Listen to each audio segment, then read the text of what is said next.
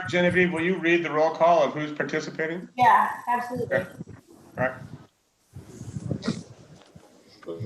Lynn, Hey guys, look at Bandon Dunes. no, I just didn't know what it was for. Yeah. Boy, it's such lousy weather, Hobie. Thanks, Hobie. That's called rubbing it in, Hobie. I didn't mean it that way. I was just trying to share it with my commissioners. Okay, so our meeting is live now. John, you can call the order and then I can go down the list of attendees. Hey, I'll call us to order at 5:03.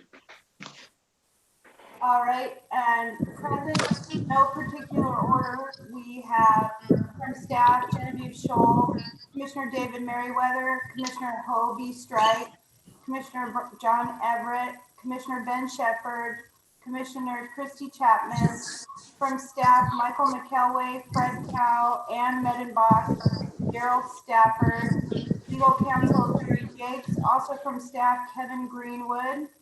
And we have guests Angela Findley, Garth Aponitis, and I think that's it. If I missed you, please, oh, and Chuck Green, sorry, Chuck Green. If I missed anybody, please speak up. Okay, I'll assume we have everybody. And do we have any modifications or additions to the agenda?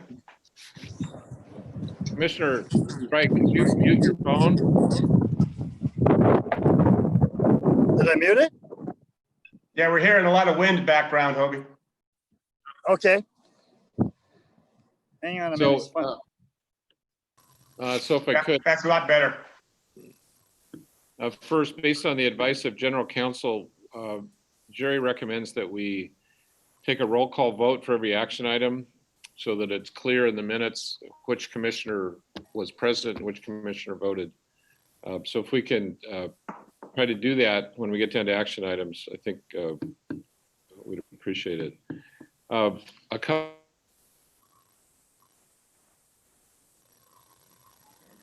So Michael's frozen on my screen. The list. And that's just for the convenience of Garth Aponitis, who's will be helping us with that, explain that item. And then we've added the 7/14, the July 14th meeting minutes to the consent agenda. The commissioners should have received that those minutes today. And then finally, we have a revised recommended amount for the equipment purchase.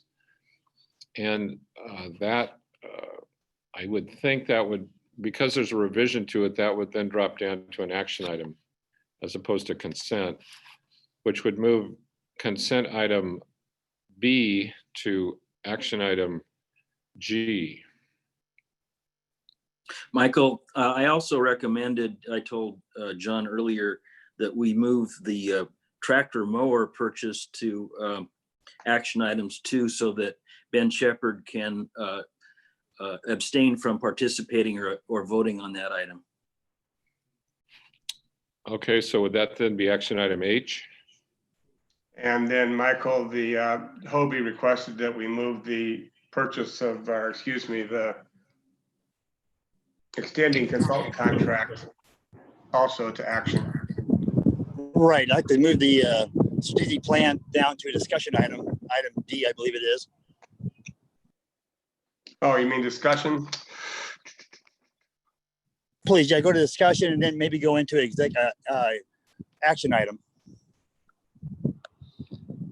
So just to be clear, was that the consultant contracts for the strategic plan? Yes, That's correct, it is. Michael. But I don't see a discussion. Right. There's a discussion. About a third of the way down, John. Third of it, I got. Says discussion items. Oh, presentation discussion. All right, got it. And we'll be number Okay. 3 there. Please. All right. Oh, by the way, one of the boys today got a hole in one, 194 yards. All right.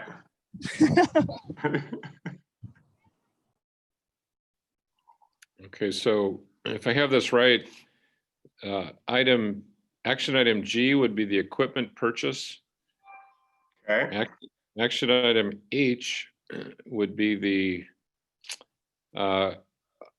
tractor purchase. And we'll have discussion item 3, or presentation number 3 would be the strategic plan consultant contracts. That's what I got. Okay, thank you.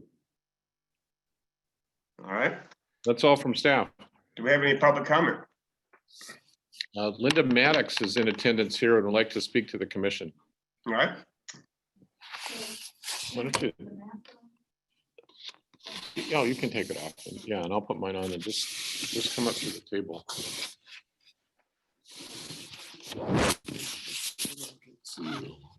Can they see me? They don't need to see. If you can see them.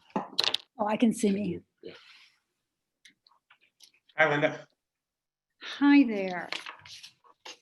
So it's Linda Maddox, 3018 Dana Lane, Hood River, Oregon. And there's several reasons why I'm here, so I'm probably going to take a little longer. I haven't been in front of you in a long time. The first thing I want to mention, I looked over the packet today, is that I think we have to face that this summer is just an unusual, this whole half year has been an unusual time. And doing a transportation or traffic study with DKS at this time, I don't know whether the plan was to do it for this summer or the next, but I think we need to wait until we have more normal times for that so we can actually see what is happening in our new reality, our new world. And the reason I'm saying that is I'm going down to the waterfront often in the evenings and also during late afternoons. And I'm just seeing totally different use. And especially by many, many people who are here just for a couple of weeks, they're working while they're here. And then they might go back to where they are, like if this whole group of people from San Francisco area, then they come back. And so people are, and my friends that have rental properties are saying the phones are just ringing off the, ringing a lot for people that want to rent for an extended period of time. They're working for their companies virtually, and they can be in Hood River and do that. And everything's changed. And I just think at this point, it wouldn't be unrealistic to do a traffic study at this time until we get through, like next summer would be probably fine. I'm here. Another reason why I wanted to come here is because I read about your land purchase, the possible land purchase on the west side of Hood River. And I was afraid that you people might think I'm against that. I'm not against that at all. I realize it's not in the agenda tonight, but I just felt like while I'm here, I want you to hear that from me, that I think that's a good idea. I don't know what plans you have. I think it's 16 acres. Is that right, Michael? Yeah. And I just want to tell you that is fine. And it plays into what I do really want to talk with you about, which is getting even more waterfront, saving more waterfront, which is a theme that I know some of you have heard from me over and over again. But I cannot say it strongly enough. What's happening with so many locations being not available, like Lyle's being shut down, et cetera, the usage here and the port has changed too. The hook is much busier than it's been. And I realize you've had limited parking down at the waterfront and the event site. But I just can see the pull for people. I mean, many of us in Hood River are getting cards. I got one today. Sell me your house. I'll just buy it for cash. And I was talking with somebody just recently. She had 3 of those. And apparently people are sending these cards out, just because this has become I shouldn't say become, it has been coming for a long time, a very attractive place to live. And so I would like to see, so one reason I'm in for the buying of land off the waterfront is because I'm very much for continuing to develop the waterfront.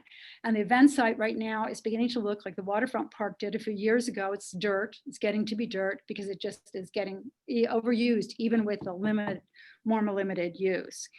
The other thing I want to talk about is the tragedy that just happened off the marina and at the Marina Beach.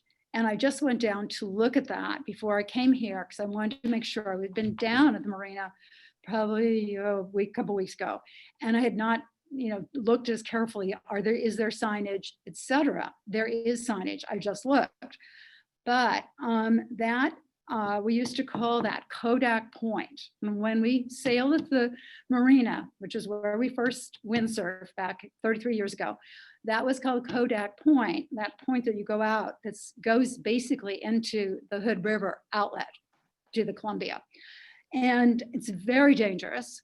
I was involved in a rescue years ago, probably in the late 80s, where fortunately my husband was in the water nearby with his windsurfing gear. I was not ready to be in the water, but I saw somebody in terrible strait off that point beginning to drown.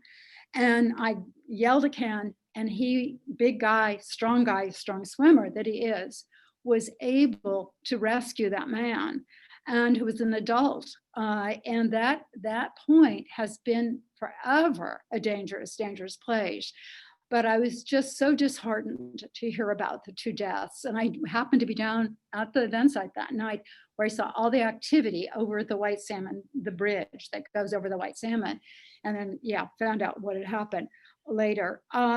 So I'm wondering if there's some way that the port could partner with the chamber or whomever, somebody who has money, to somehow figure out a way to make the marina area safer, because that place has been a constant problem. And I know right now you've got it open, anybody can walk down there. The kiters, I guess, do, some of them do. It's just, I don't myself, I haven't thought about it enough to figure out ways to do it or do it better. But I think we definitely need more signs. We may even need some sort of fence or something. I don't know. But I would love to see it be a bigger problem for other people to solve too, and to ask for help within the visitor group of people that do, that take care, that try to bring people here. I think that is it. Let me just look at my notes here, the traffic study, I wait on that. I have to say, the port as a recreation site, as a recreation place, is working, and it's constantly changing. And I think the use is changing. There are some new sports out there, and it's wonderful to see them as well. But I just think it's worked out. What we have now has worked out really well, but we do need more area so that we can spread out more. Thank you so much. Thank you for your hard work. I appreciate it. Thank you, John. Thanks, Linda. Okay. Thank you. Michael, is there anybody else? Sure, that's it.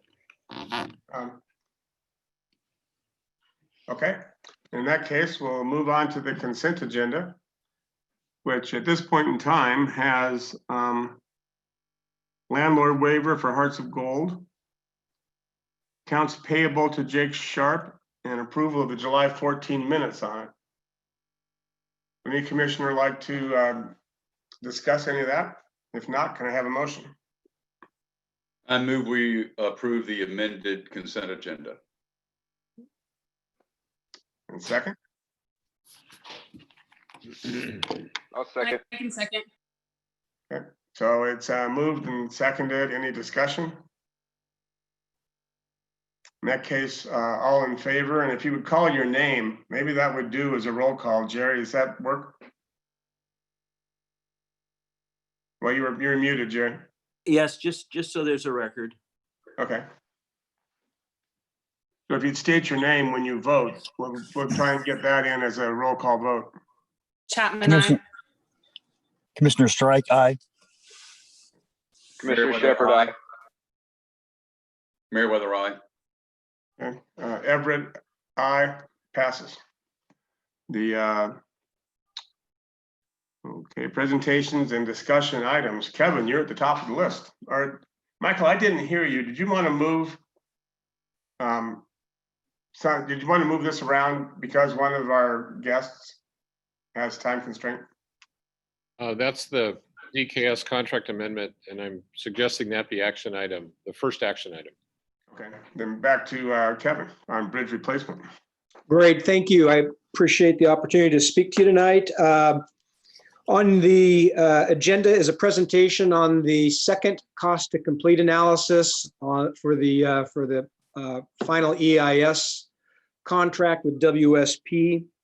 The cost to complete is a process that looks at the various tasks necessary to get the final EIS, look at areas where we've come in under budget and other areas where we maybe need more resources.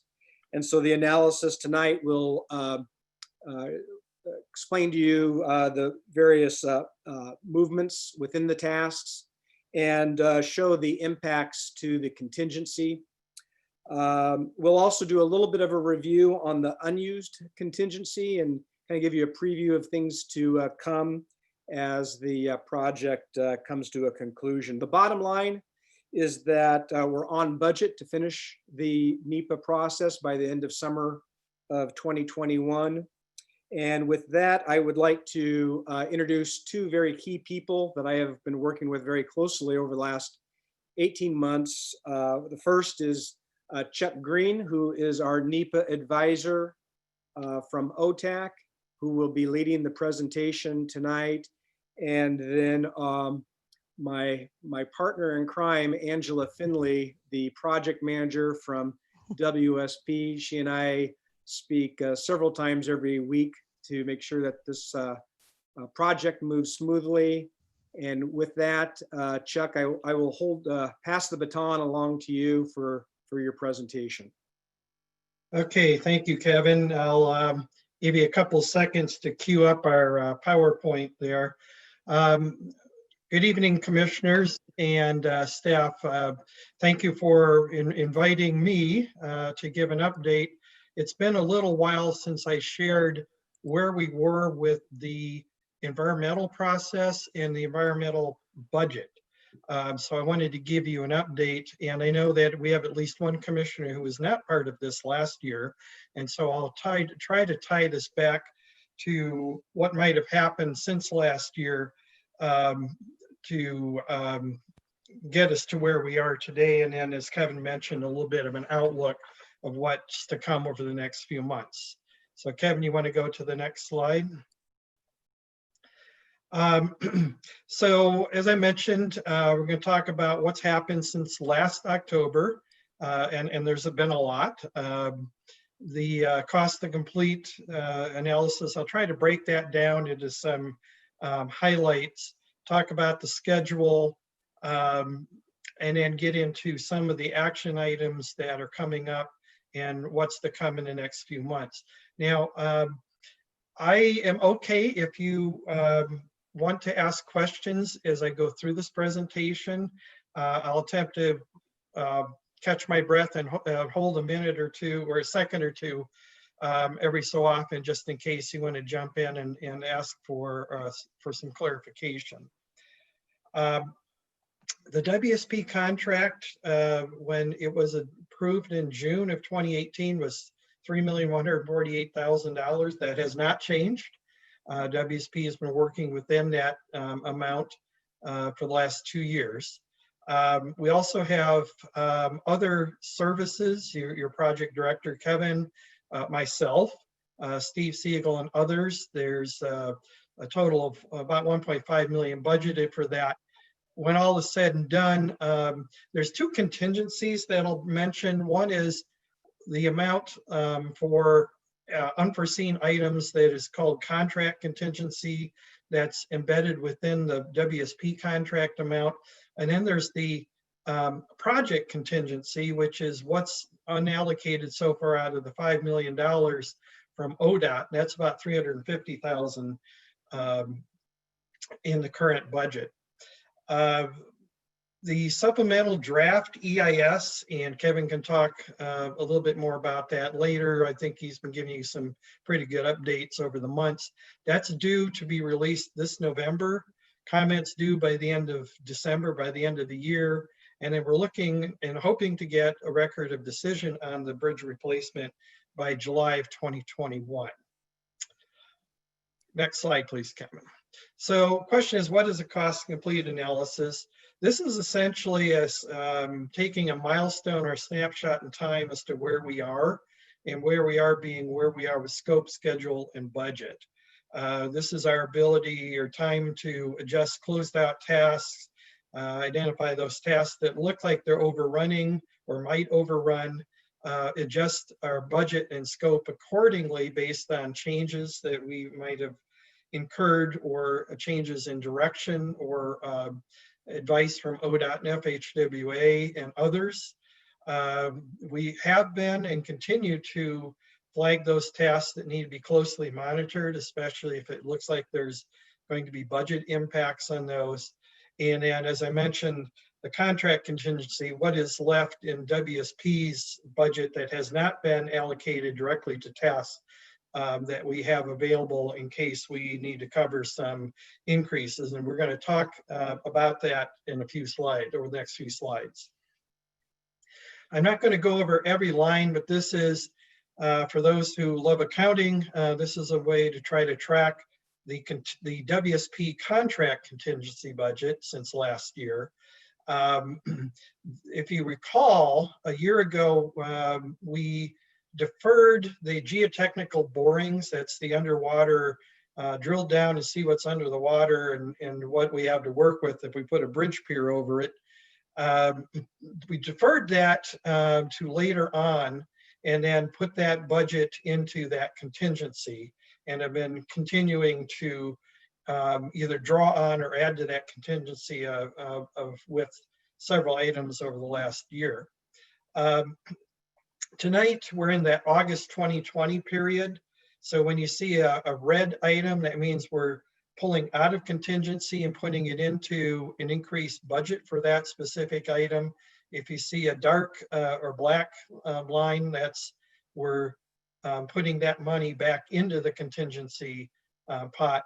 With the WSP amendment that you're going to be taking action on tonight, that would leave $31,000 after this cost to complete process and adjustment have been completed. Okay, next, Kevin. So some of the highlights of what's happened since last year, I mentioned we deferred the geotechnical borings. As you saw in that previous chart, there have been some budget shifts. I think they were covered in the monthly updates when those items occurred. The big one is this summer 2020 cost to complete, where we are, or WSP is requesting to shift to up to $209,000 from that contingency back into several tasks. And I think I'm going to hold there and see if there's any questions before I get into the specifics of the cost to complete. And I am not seeing any. Oh, wait, Chuck, I want one. Oh, Yeah. okay, sorry, So we're Jeff. down to 31,000 in WSP's contingency that they're carrying. And is that, are we close enough to the end to have pretty high confidence in that number? I've been expressing concerns about that number because we're at a critical point of time in the process where we're about ready to finalize the draft of the supplemental draft environmental impact statement. And then once that's issued and we receive comments on it, there's a question about, well, how substantial of work is needed after that's released to finalize the EIS. And so my concern is that I think 31,000 is getting low. There's still some money in there in case something happens, but I think the realistic part of this cost to complete is we've worked with WSP to try to identify and work into their budgets what is absolutely needed to carry us through to next year and that final EIS. Now, as part of that concern, you will see in here that we've added another cost to complete that would occur in January or February after that comment period is closed on the supplemental draft EIS. And I'll talk a little bit more about that when we get there, but that is to address the concern about where we are with the contingency and what we need to do moving forward in that next phase. Did that answer your question, Commissioner? Well, actually it did. No comfort there. What you're saying is we still got a blank check. Well, We're at the mercy of regulatory bodies that we don't know that we're at the end of that yet. Well, and that's, and Angela can chime in here as well. We're always at the mercy of the regulatory bodies when you're into an environmental process as we are. The way to manage that is to attempt to identify where they might be needing additional work.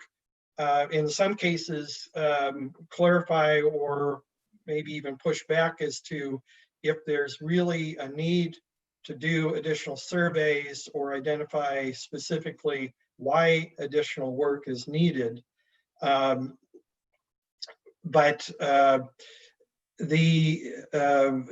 really trying to manage what we think might happen with these resource agencies based on the experience that we've had with them in the past. And, you know, a percent complete, 90%, we should have pretty good vision into what they're going to want. That's what I heard. Yes. And I think I'm sorry, Angela, were you? I didn't see if Angela's jumping in on this. Yeah, I can jump in a little bit. Commissioner Everett, I think one of the things that's different in the 2020 cost to complete from the 2019 is that we have included in the budget all of the expected work, and that's particularly on the archaeological survey side, whereas in 2019, we didn't include the scope for all the work because, like geotechnical work, you don't really know what's under the ground until you start digging and how significant you find. But in working with Kevin this year, we really wanted to try and put the full scope on the table. Some of it we have clarity, others it's our best estimate. And we did do that a little conservatively. And so that's why we have moved or are requesting moving a fair amount from the contingency task is to fully fund the work that we expect needed to be done. As we move through from now until January, I think January and February, not only for the comment period on the supplemental draft EIS, as Chuck mentioned, we will know what those comments are, but we will have also completed more of the archaeological work. So early in 2021, we will know better if how we are doing on those tasks, and hopefully be able to use any underruns to move to other tasks at that point. Okay. Thank you, Angela. And I should mention that the reason, if you recall back in June of 2018, there was no contract contingency item.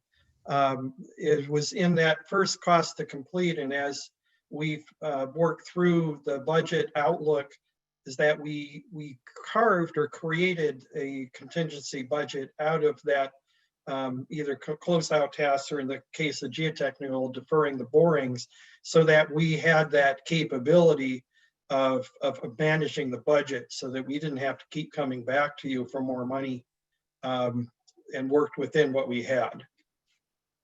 And I think that's worked really well, Chuck. Thank you. Yeah. Okay, Kevin, want to move to the next?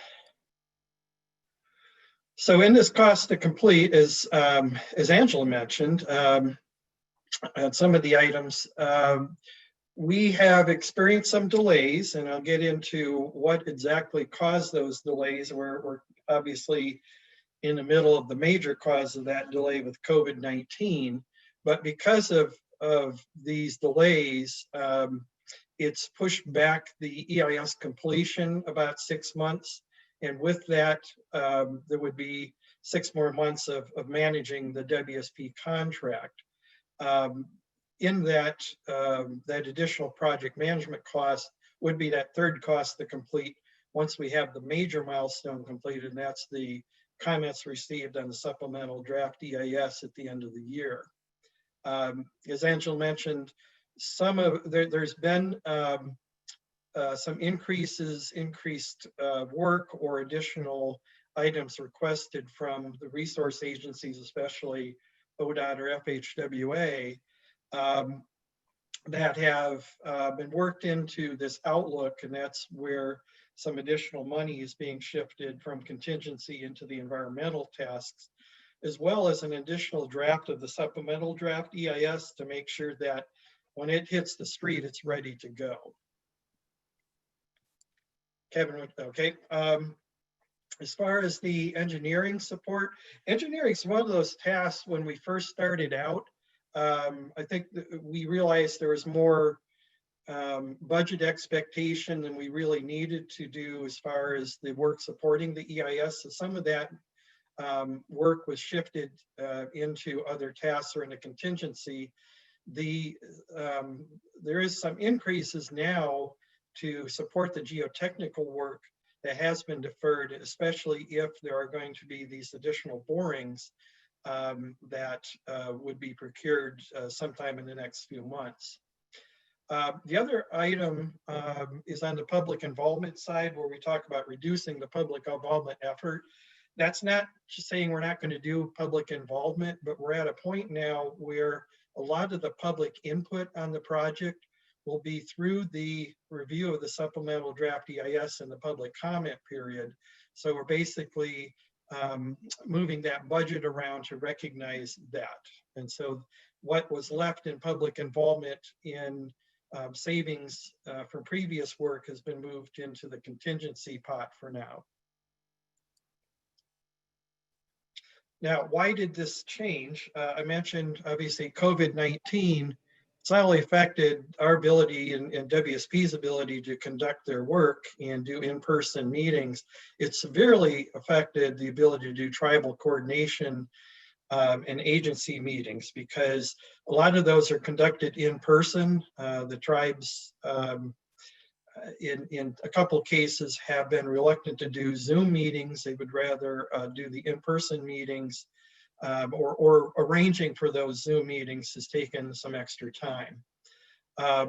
There is some additional work for the biological assessment that came out of some reviews that ODOT and the Federal Highway Administration did that need to have some additional data points of additional assessment and analysis completed.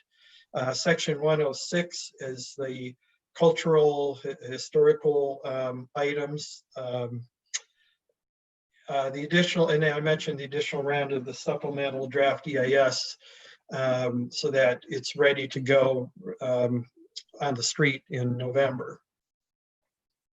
Angela, did you have anything to add to this slide? I saw your face pop up for a quick second. I guess it pops up when I take myself off of mute. Okay. I was just gonna clarify on the tribal consultation. We have been able to have some contact with tribal staff, but the tribal governments, councils, committees have not been meeting. And so that's been the sticky point that has been delaying our ability to work with them and to get solid feedback from them, because we were really trying to meet with tribal councils to talk about the treaty fishing rights, and that's the main thing that slowed down. It's just the tribal governments are not very functional at this point still. Great, thank you. Any other questions before we go into the actions that we're talking about with this cost to complete? All right. I'm going to move on. So with this cost to complete, we have been focusing on what is absolutely needed to get us to through the supplemental draft EIS and then the final EIS process. And that has been a major focus over the last, well, a couple of years on the contract, and will be a focus over the next 6 months until we get through the public comment period. Now, I mentioned that the going down to 31,000 in the contract contingency is a concern. It's a concern as far as being monitored and being managed. So we are looking for ways to preserve budget. That's, you know, going to virtual meetings instead of traveling to meet in-person meetings.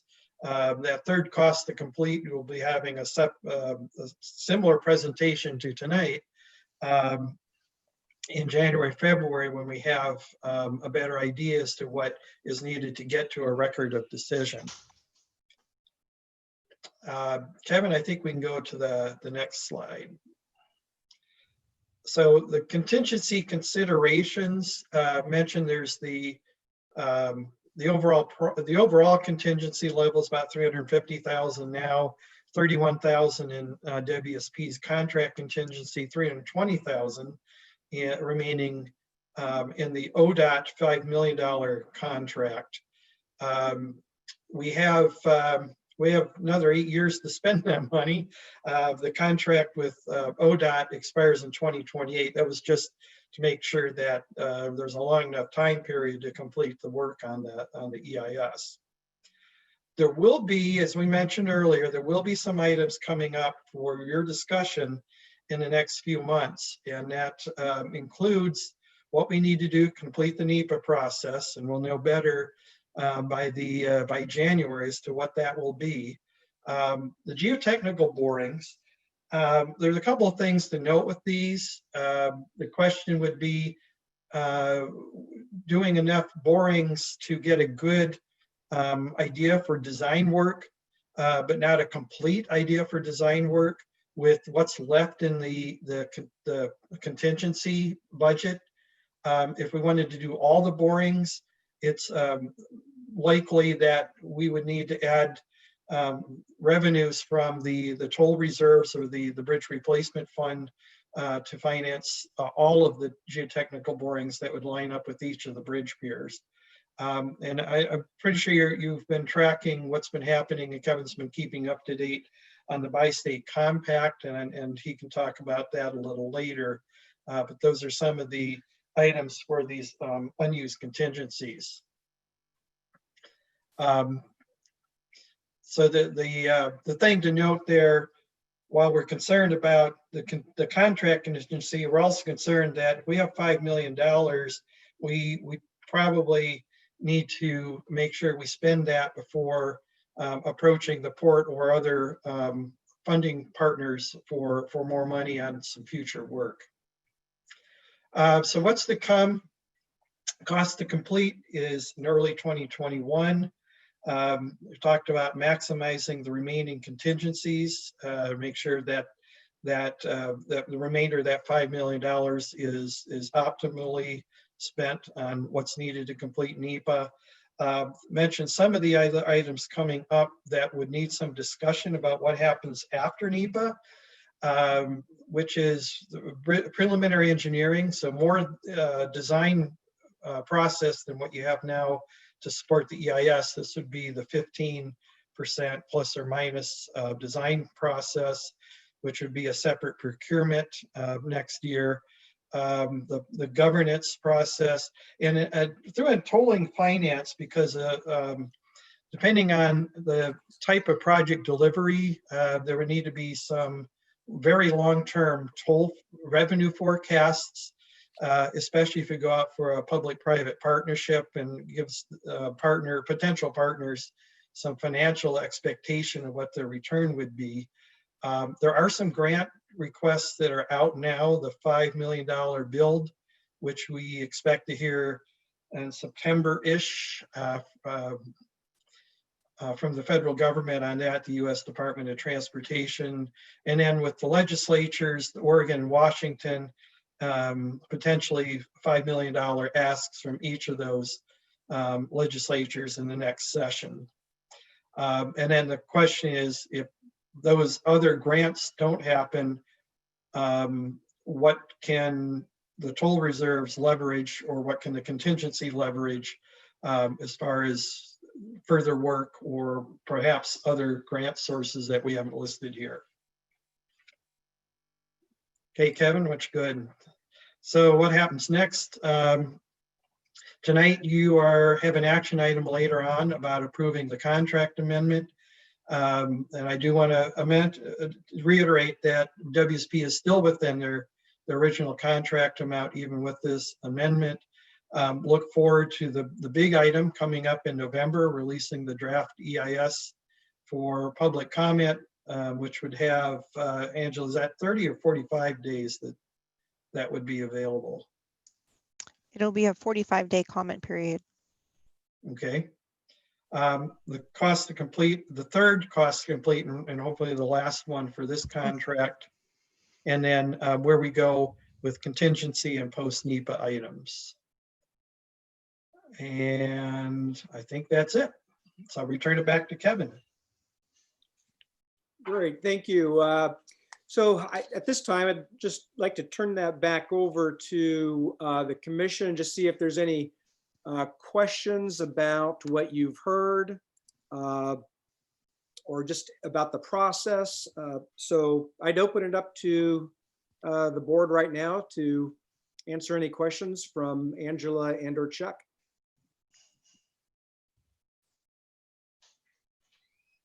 Do we have any idea of the scale of the additional costs that might be involved, depending on the responses we get to the draft EIS? Are we talking potentially $250,000, or would it more likely be something in the neighborhood of 75,000 or something like that? Is there any way to have any ballpark estimate of what we might be looking at based on those responses? Angela, I think I'm gonna let you answer that one. Okay. That's a tough one, Commissioner Merriweather. Without knowing what those comments would be, it's pretty difficult to put a cost on those. I think one thing going in our favor is from all the outreach that we've done, the community overall supports the project. We don't have, at this point, known major detractors. So I think the risk is low that we would have some type of comment that would require a significant amount of work. And I should add that there is a budget for the final EIS and the record of decision that is in their current scope of work. So this would be factoring in the third cost to complete, would be looking at that budget and what the financial needs would be based on the comments received. I have one other question. This is for Kevin, really. What sort of a time frame are we looking at with regard to making a decision on additional borings?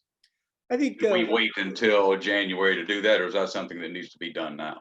Well, I think it's important that we continue to keep you informed on what those costs are going to be. However, we did get some good news over the spring that the geotechnical borings do not have to occur during the in-water work window.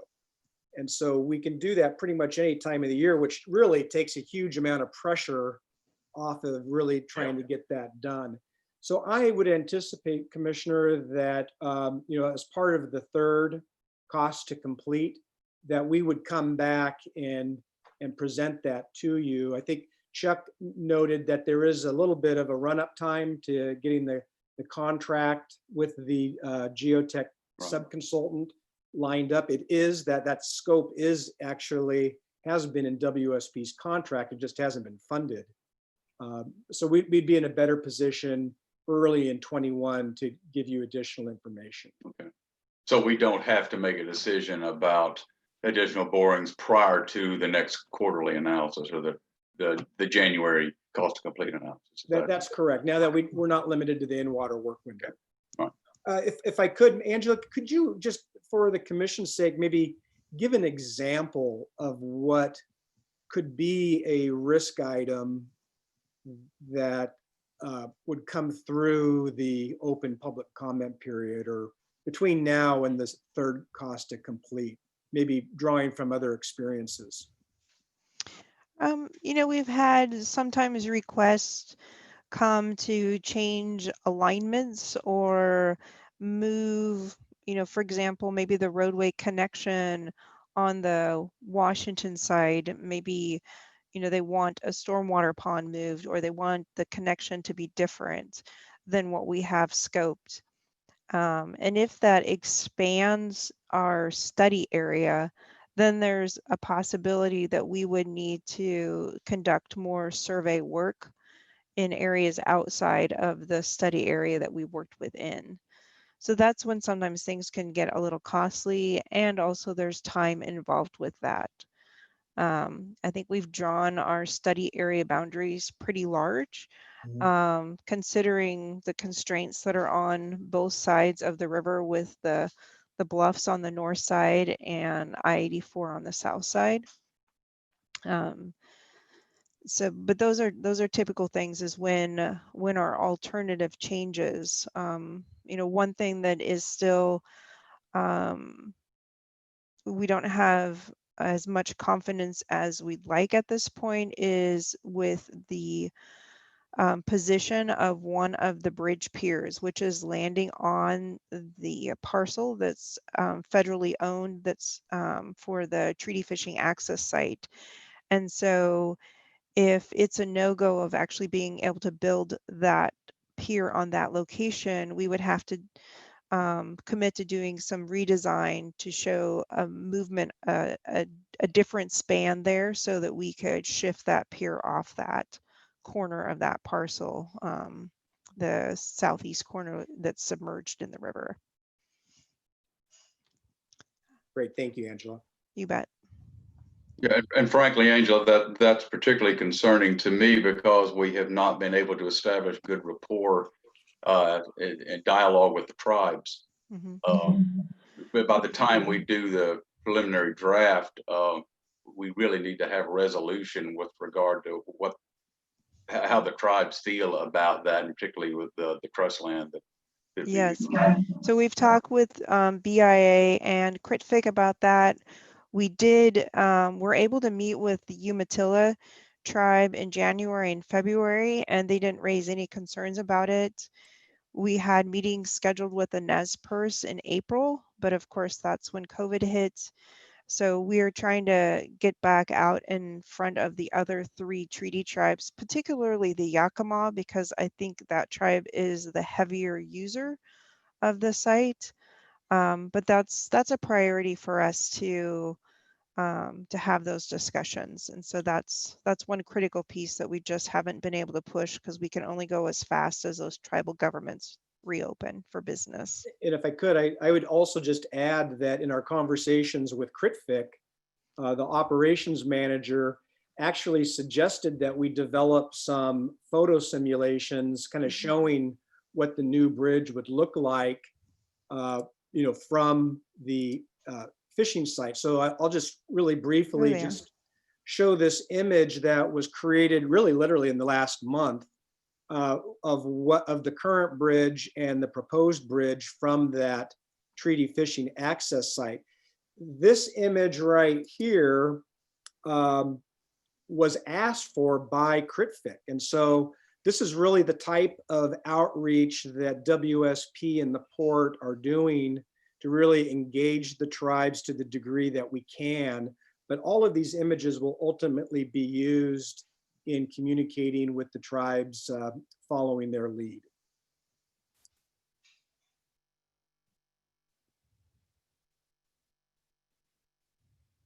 Any other questions, comments, concerns?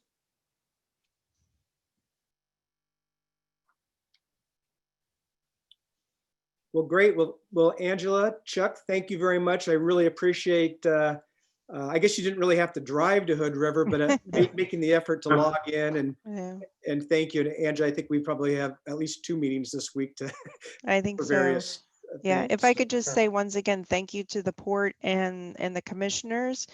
It's been my privilege to work on this project for the past 2 years.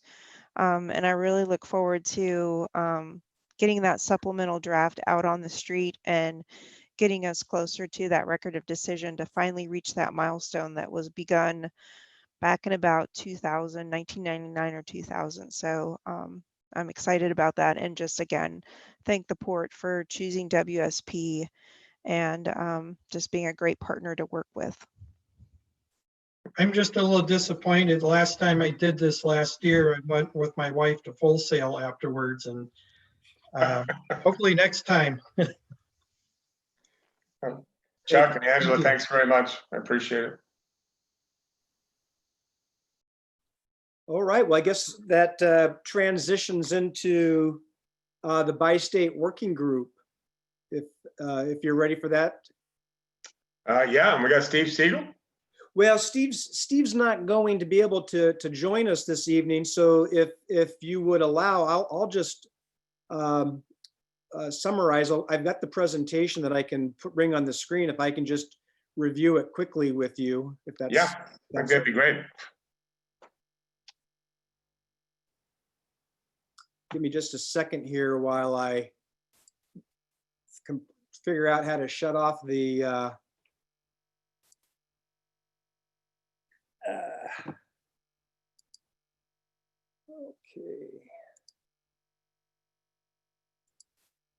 All right, there we go.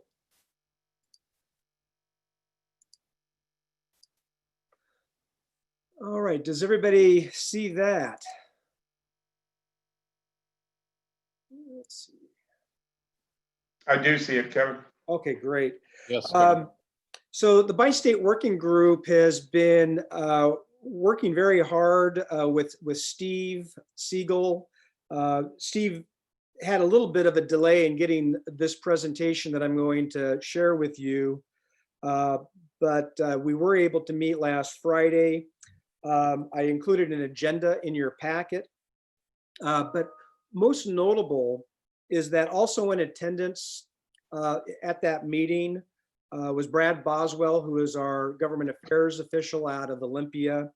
But more significantly, were the 3 members of the executive committee. And the members of that executive committee include Phil Ditzler, who is the Oregon administrator for federal highways, was in attendance. Ryan Winsheimer, who is the Region 1 ODOT administrator, and then Carly Francis, who is the Southwest Washington administrator. And I kind of originally thought that they would maybe stop in for 15 minutes, just kind of listen in, but they stuck around for the whole 2 hours, gave some opinions at the end of the session. And I really think that that's awesome. That's really important to see that level of engagement by those individuals. So what I'm going to do here is just zip through this governance structure for the replacement bridge project that was created by Steve Siegel. He gave just a review of the agenda for that meeting, recap of the previous findings. That included really kind of whittling down the various governance structures, and really there was consensus to kind of look at the BiState compact, or even perhaps the Port of Hood River, if a BiState compact was not able to be legislated. There was a discussion also about who should govern the development operations of the replacement bridge, and there's the 2 options that I just referred to, and then how that bridge authority would be established and who would be on the authority. We weren't able to get to that last section, but this would require, this BiState Bridge Authority, this compact would require legislation in both Salem and Olympia. So the scope of the agenda went into the BiState Regional Authority, if that is ultimately what is to be selected. it would really be implemented in 2 steps. One would be an interim decision-making group, which is really the current BiState working group. And 2 would be the long-term governance structure, which would be that BiState compact. And so that's really what Steve was looking at and studying here and presenting to the group, was that governance structure and how to get that implemented. And there was a lot of discussion in prior meetings that there was a lot of interest about getting the current BiState working group formalized via MOUs. But Steve's feeling was that it's really important that the working group really have a good high level sense of where the governance is going to go before developing those MOUs. So just to recap, the existing bridge, Steve just reinforced issues with the current bridge, the fact that it's expensive to rehabilitate, noted that really, if we can't get the funding and all of the political support by 2025, we'll really be forced to put future revenue into rehabilitation, and that it ultimately, if there are bonds that are required to maintain the existing bridge, those would all need to be made whole with a future existing bridge. So that was an important item that Steve wanted to reinforce. Replacement bridge funding, P3 is still very, very on the table. It's a lot of interest in P3s. And so Steve really tries to make sure that that does not get lost in this conversation. But one thing that he really stressed was, regardless of whether it's a traditional municipal project or a P3, state and federal grants are still going to be needed. And that's really to keep the toll rates into an acceptable level. And then he mentions that there's kind of a third, and a third on the entire financing plan. Third would be senior revenue bonds. A third would be US DOT loan, and then a third would be grants. And then P3 would be there if one or the other don't materialize. But really what we're looking at is for planning level discussions, obtaining $100 million in grants, give or take. And that's really to keep those toll rates down. So the long-term governance options. So the objectives, it's like, what does the region really want out of this governance structure? One is it's got to be able to align with the liabilities and obligations regarding bonding. It has to be able to facilitate the finance plan, be able to secure grants, and be able to work with credit rating agencies. It needs to be politically acceptable to all the partner jurisdictions.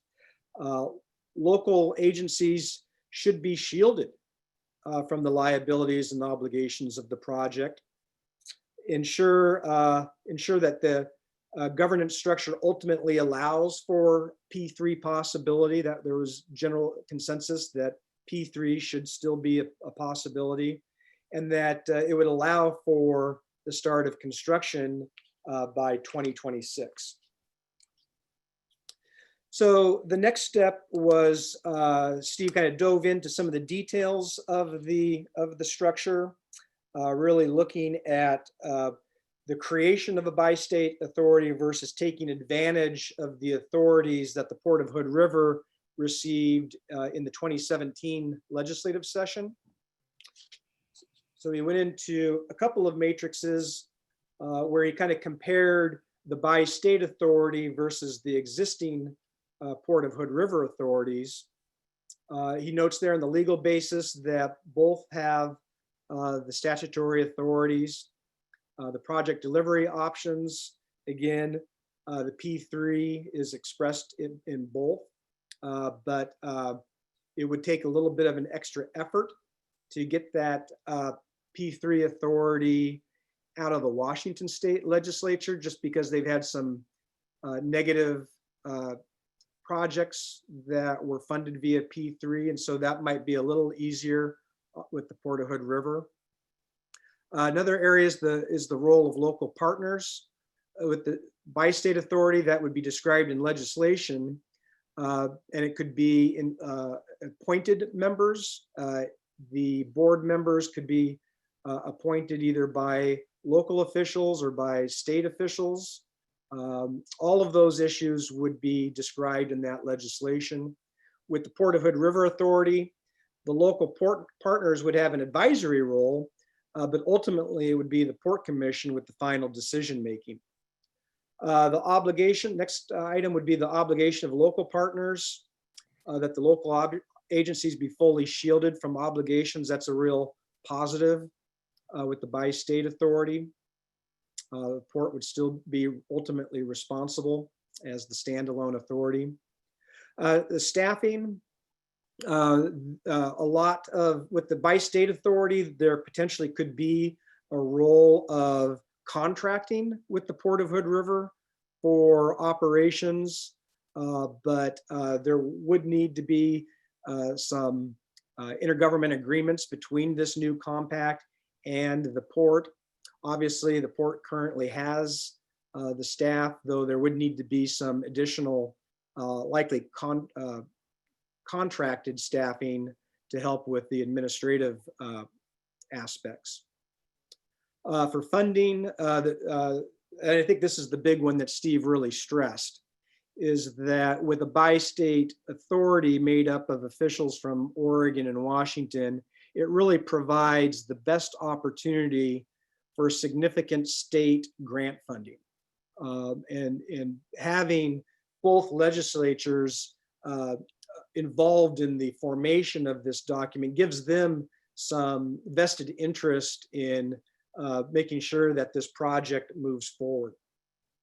You know, if the Port of Hood River continues to be in that lead role, it may be very difficult for the Washington legislature to approve money for an out-of-state local government. There could be some options with, you know, an IGA with Klickitat County, but it would be much, much more difficult. And then the implementation, obviously it's going to take a while to get the BiState authority up and running. Port of Hood River's already up and running. So the next slide is the action plan for the governance structure and the funding approvals. This kind of goes through the legislative sessions and the funding actions required for each of these approaches. How are we doing on time, John? Should I go ahead and get into these, or just briefly summarize those? I'd actually canvass the commissioners. Do you guys want to go deeper into the weeds at this time? I'm curious right now why we have a commission representative on this committee if we're just going to have the meeting again right now.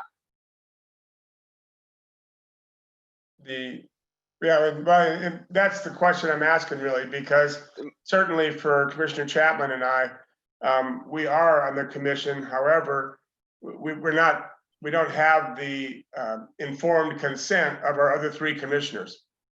And I would be happy with a review from the commissioners that are in there with Kevin adding in anything he thinks is appropriate, as opposed to having the meeting again that you two have already attended. Okay. Commissioner Merriweather?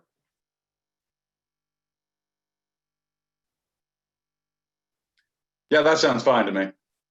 Okay. Commissioner Strike, are you on board that way? I'm fine with that too. Thank you. And I can send this off to you as well for you to review. So what this slide basically does is just give the legislative cycles for each of these options. Here we got the BiState authority options and two different formats for that as well. And this was really the point to where we kind of stopped and allowed the working group members to really talk about what the issues were. And for me, as the staff person for this committee, there were really two big takeaways from the discussion. And one was that the group really wanted to see the continuing development of the BiState Compact created by the legislatures, which would then result in MOUs that would be approved by the parties and developing that a legislative strategy for getting the compact created. And then the second takeaway was that there's still continued interest in learning more about P3 and really engaging the P3 industry into this project. And so really that's where I kind of will leave it. I think the closing statement that I will make is that Ditzler, Winsheimer, and Francis left with three things. One, that they were very impressed with the detail of these concepts that Siegel was sharing with the working group, that they were very impressed with the depth of the conversation amongst the working group members, and three, that they really stressed that there be a common viewpoint from the working group as we go out into the legislatures and into the community advocating for this, for the bridge replacement. So Commissioner Everett, I mean, I'll stop there and leave it to you and Commissioner Chapman to maybe add some value to the discussion. Okay, thank you, Kevin. So Commissioner Chapman, do you want to give a recap of where you think the BiState government work group is?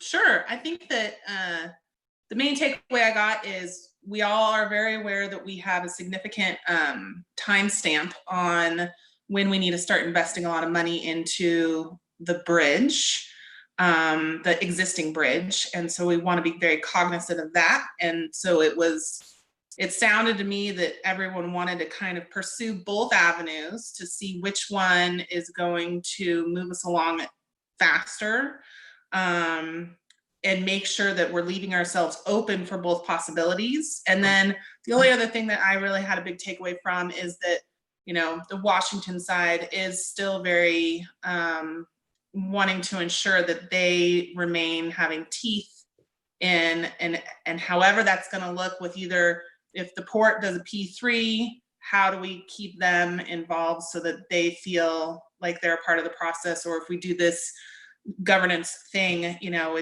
it's the only way that we're going to be able to hopefully get money from the state of Washington is ensuring that they have a very loud voice in what happens with all of the decisions. That sum it up? Yeah. And I just agree with everything that Christy said. And my 2 cents is that this is eventually going to become a financial problem or exercise, but it's not yet. In order to get to that financial exercise, we're going to have to accomplish a political coalition, and that's not really there yet. But we're making good progress. We got good faith on both sides.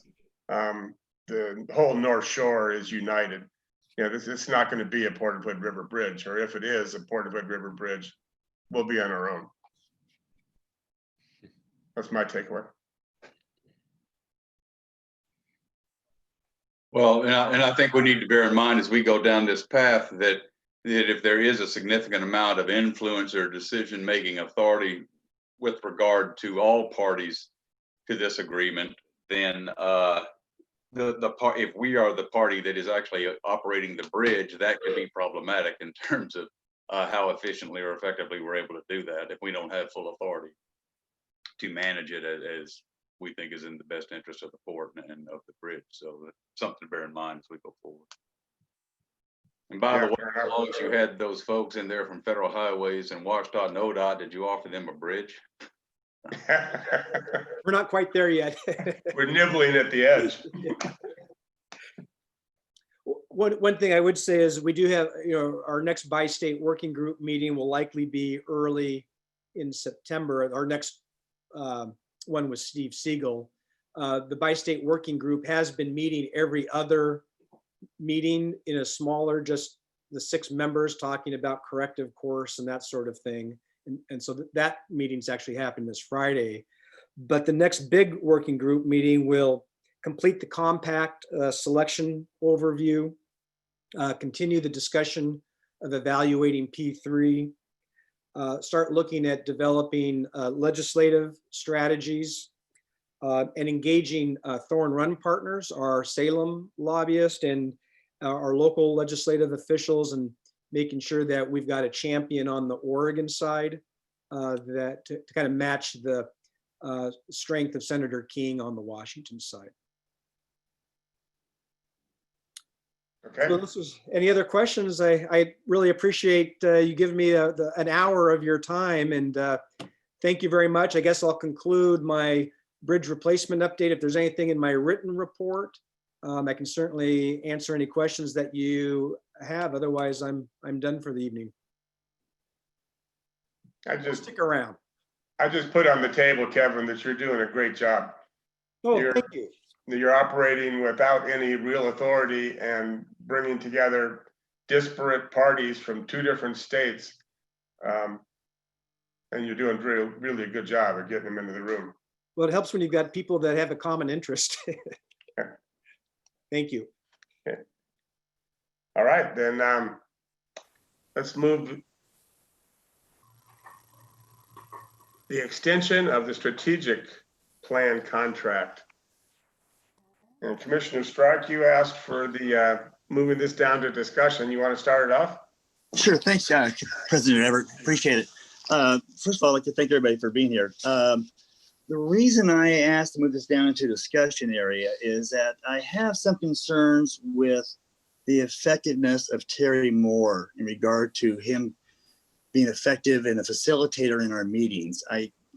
It appears to me that his techniques are antiquated and outdated and not very effective, and doesn't really touch the bases of my concern, which would be the constituents that are 20-year-olds, 30-year-olds, and 40-year-olds. I think he touches on 50s, 60s, and 70-year-old constituents we have, but I don't think he's current enough. And for me, it's concern, and I think we need to talk about that if anybody else feels that way. But for me, I'm not getting anything new for the dollars we're spending for his consulting fee. So that's my position. So I'll throw it out there, and I'll turn it back to you, President Everett. Thank you. Okay. Commissioner Shepard? You came up mute. This is the second time we've talked about this. I concurred with Commissioner Strike the first time, and I'm going to do so again. I agree with everything you just said. I don't know why this is, I'm surprised to see this tonight. I agree with everything you just said. Yeah. I'm gonna agree with Hobie as well. As much as I appreciate the methodology, I think that there's a lot of different ways to work a little bit outside of the box to get to our goal that could cost us a lot less money. I say it a lot that I think we utilize consultants just a little bit too much, and I think we could problem solve some of this stuff on our own.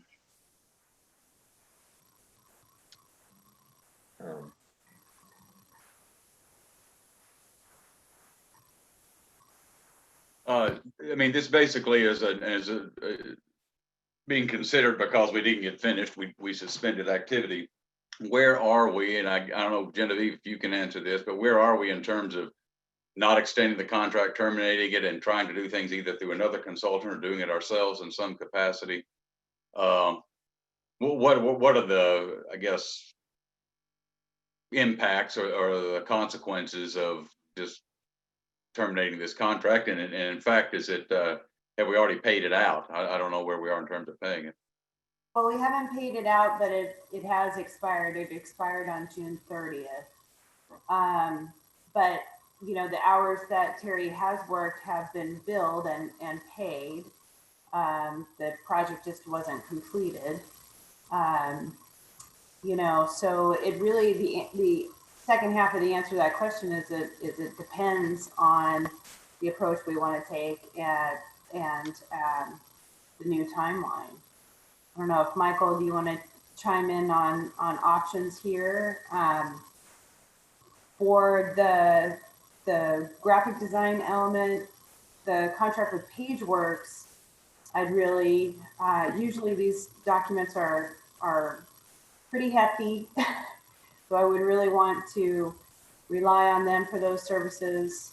And if the commission sees a need to do a second survey, even if it's sort of a mini survey part 2 to inform the strategies and actions of the plan, I really would like to continue with enviro issues. However, Ann Presentine is not with enviro issues anymore. She moved over to WSP, and the contract remains with enviro issues. So if the commission felt really strongly that they wanted to work with WSP instead of enviro issues in order to keep Ann Presentine as the consultant, that might be something we want to talk about later. Michael, do you want to talk about what Terry was doing in terms of writing the copy beyond just facilitating the meetings? I think it's important for the commissioners to go back and consider what the Terry Moore's original scope was. And second, I think it's important to understand what his role is and what our role as staff and your role as commissioners are. If the expectation is that we hire someone that's tuned into the millennial generation and generates significant new ideas across the board for the port, that's not what Terry was retained to do. In fact, there's not many people that I can think of that could actually do that. Terry's primary role, his scope of work was as facilitator. We changed that so that staff, myself, becomes the facilitator for, if you recall, the last meeting, and the intent would be to continue that. But Terry's primary role is to pull together the survey, pull together comments from the commissioners, pull together observations and comments from staff, and the research that exists now and the changes that are occurring relative to the current world of COVID, and write the first draft of our strategic business plan for us.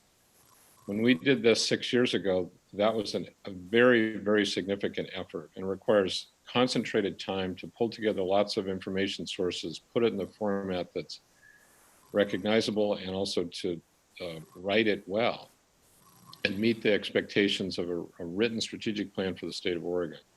That's what Terry's role is.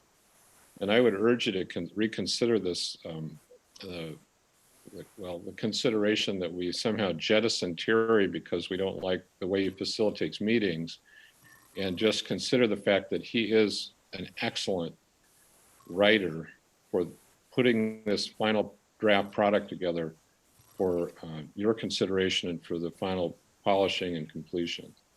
I think there's clearly some disappointment in the way that Terry runs meetings, and I think that that's important to respond to that. But I would not want to eliminate Terry because his primary role is what we need from someone like him, which is coming up when we get to rewriting this thing. How much is left in his contract to do that, essentially? If he's not facilitating meetings at this point, he's going to be writing the thing up. What's left in the contract to pay him that? I don't have that with me, but I suspect it's order of magnitude of $15,000 or so.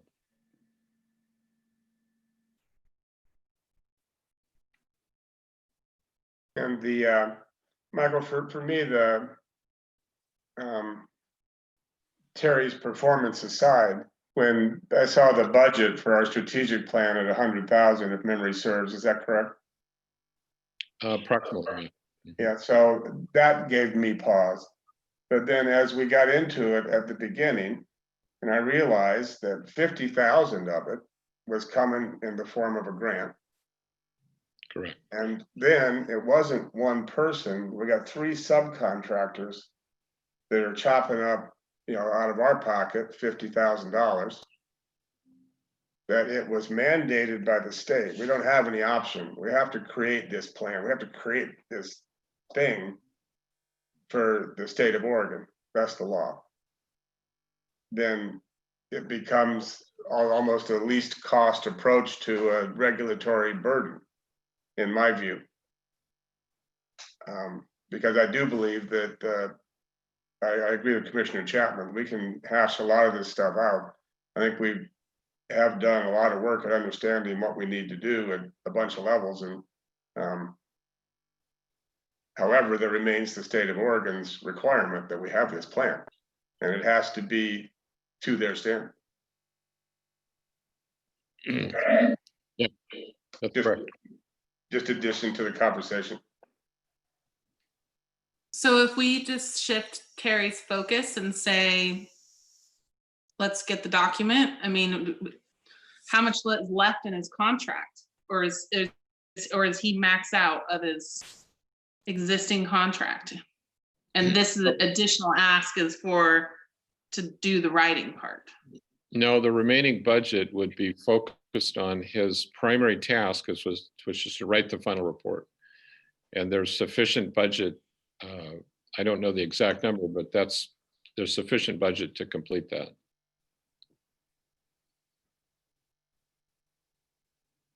I tell you, I do not want to take on the role of writing the strategic plan again. There was a lot of various authors on that, and we have a format which works well. And so it's modifying, it's updated, and it's making it current. But I do not want to put that graphic design and writing, editing version or task on staff right now. And that is what Terry was hired to do primarily.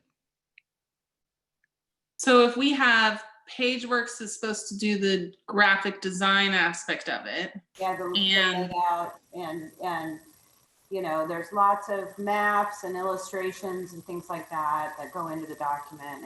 And they were the ones who did the layout, graphic design, and publication of the first plan. So in a lot of ways, they're going to be editing their own previous document so that style guide will remain the same.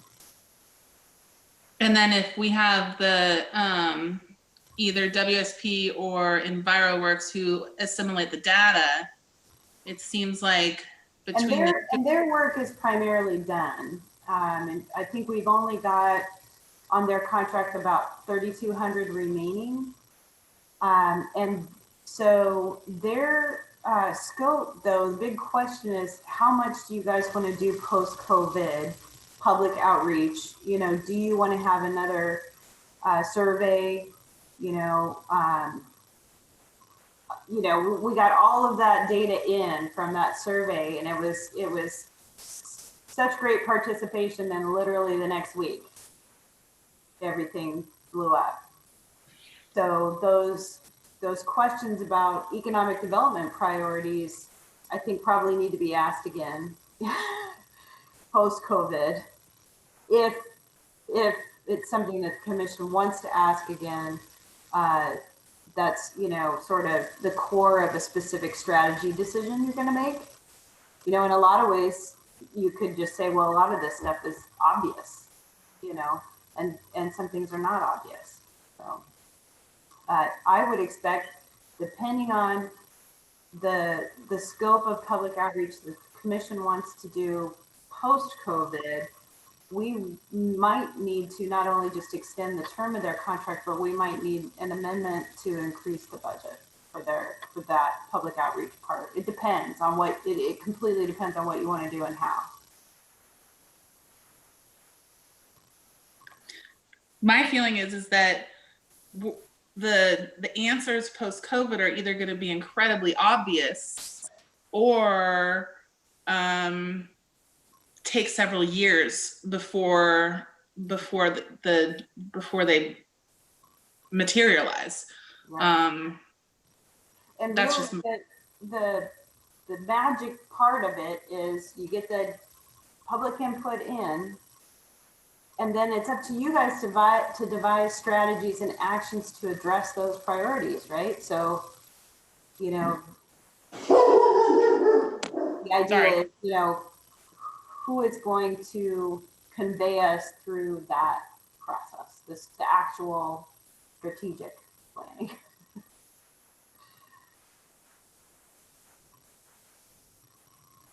And at the beginning of this process, as exit 62 wasn't part of the picture.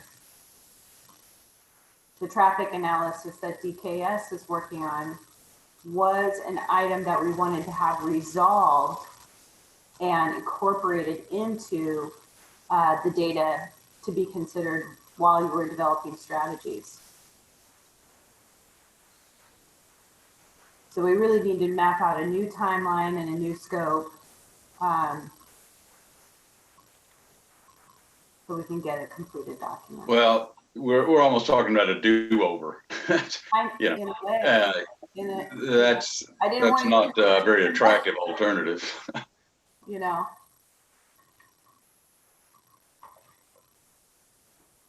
that's me. I don't want to do it over.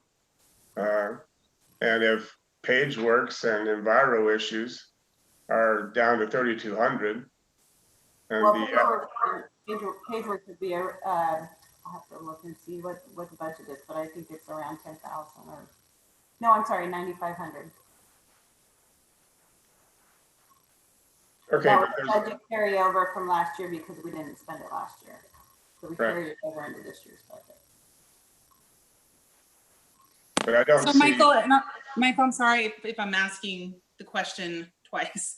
So currently, without this amendment to Terry's contract, is there enough money budgeted already for him to write the document? Yes. Okay. The term of his contract expired in June. So all three of these contracts don't change any budget. They just change the contract term extending to June of next year.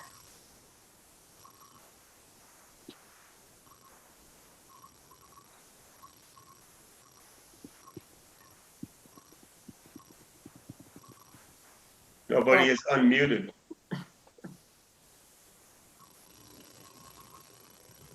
Yeah, I mean, if the only thing left for him to be doing for us is to actually compile everything and write it, and that is in the budget, then I don't have an issue extending the contract as long as we're not changing the numbers or adding additional numbers in. And I think that us as a commission can kind of talk about what we feel in light of COVID, how we need to pivot and shift to look at the implications of COVID, but I don't think we can even do that right now. and I think that the survey that, we did with Ann Preston will inform that discussion both now and in the future. I haven't looked at it, but now as I recall in my mind, it was good work and meaningful input.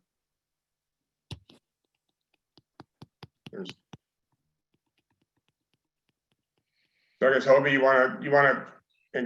has this discussion satisfied your concerns? Well, yeah, I just want to bring it up to everybody's attention that, I just feel if we're going to extend a contract or use Terry in the future, that we need to really reconsider that, because I don't feel it's a right mix for the Port of Hood River. And that's just my personal opinion, but I think everybody in the room's got some great opinions. I like Christie's approach. If in fact we budgeted and only thing left is for him to write the final plan and Michael feels confident, then I'm fine with that. But I do not want to maybe in the future have that individual be considered, because I think we need to have somebody more of a cutting edge, current, next generation of Port of Hood River users. And I'll shoot to get proposed project timeline for your review at either the September 1st meeting or September 15th meeting. And so maybe until then, be thinking about how you want to come together to start putting your list of strategies and actions together. I mean, don't be thinking necessarily what your strategies are, but think about how you want that meeting to go and how you want that discussion to be facilitated. And we'll make sure to respond and provide that for you. Because what we need to walk away with is a list of, you know, goals and strategies and actions through 2026 that touch on the bridge, the airport, waterfront, marina, and so on. Yeah, and in my view, I would like to review the survey again, and I'd be prepared for that discussion. Okay. Yeah. So then, do we need a motion on this issue, Judy? You know, and it's fine too to table action on these contracts until we have that discussion, if you'd like to do that as well. There's no pressing until we have an actual timeline. This isn't something that Sure. can't wait. Chair Everett, I support that. Let's just wait till the next meeting if we can have it by then to look at extending these contracts. They're all expired now anyway, correct? Yeah, so let's just wait a couple of days. Okay, I concur with that. all right. Absent dissent, we'll do that. Very well, that takes us to the director's report. Michael. Let me just highlight a few things. As I point out, we're back to our regular meeting schedule starting in September. So the 1st and the 15th. Commissioner Chapman brought up the idea of having, at some point in the future, getting back in person in this room. I understand that there's some new guidance that will be coming out from the governor's office relative to office environments and office situations. And I suggest that we should wait for that guidance and see if there's a way to handle the meeting safely and meet the guidelines within the commission room. But I'm interested to know what other commissioners think about that. Do you have an interest in getting together again in person soon?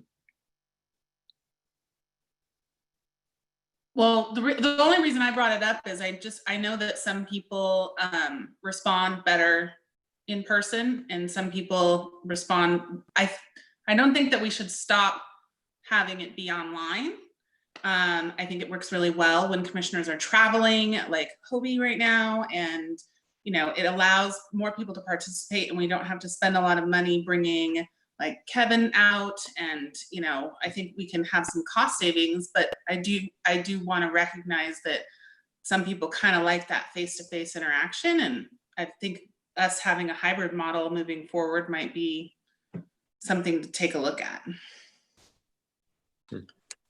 Michael, were you thinking something like in regard to maybe yourself and the 5 commissioners and everybody else on Zoom, something like that format?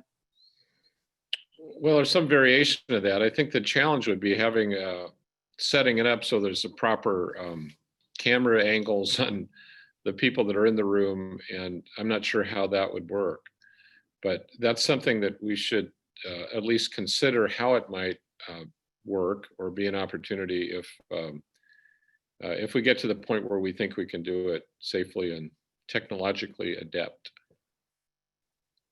Does any of the commissioners have a concern in regard to the 6-foot social separation, in regard to their health of loved ones, elderly in their family, young kids in their family?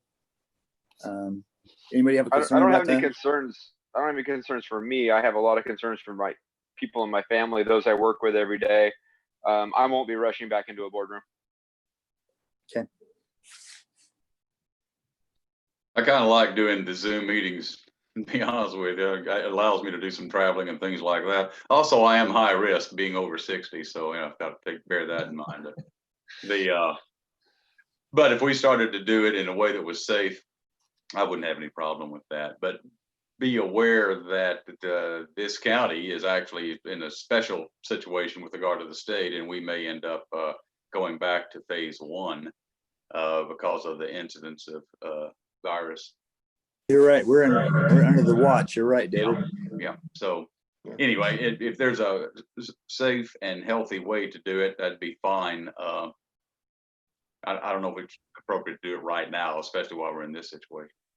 No, I think more so I wanted to mention it in the fact that I think we just need to look in the future on exactly what Michael said is maybe looking at how that would work to maybe have people together, but also continue with the Zoom.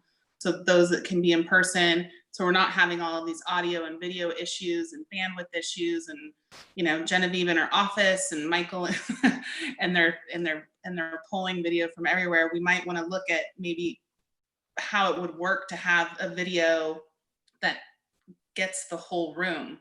And we had looked at, before we were live streaming our meetings via Zoom and YouTube, we did have that project underway to find out a way to live stream, and found a pretty cool way to do that. The problem will be that, of course, it's all or nothing. We couldn't hybrid. Couldn't have some people on Zoom and some people in the room. It's one or the other in terms of the live stream. Which I think is great for transparency and public access to the meetings. Is, you know, it's a great thing. We just sped up that whole process by going Zoom. Yeah. Well, maybe we need to revisit it because now a lot of companies have shifted their thing, and maybe now there is a way to look at a hybrid thing, so the people that can be there can, and the people that can't, and then it's kind of the best of both worlds. Yeah.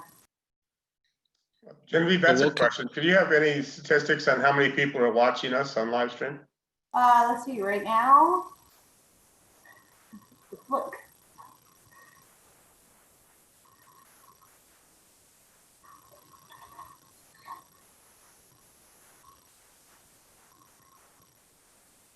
Two people are watching us right now.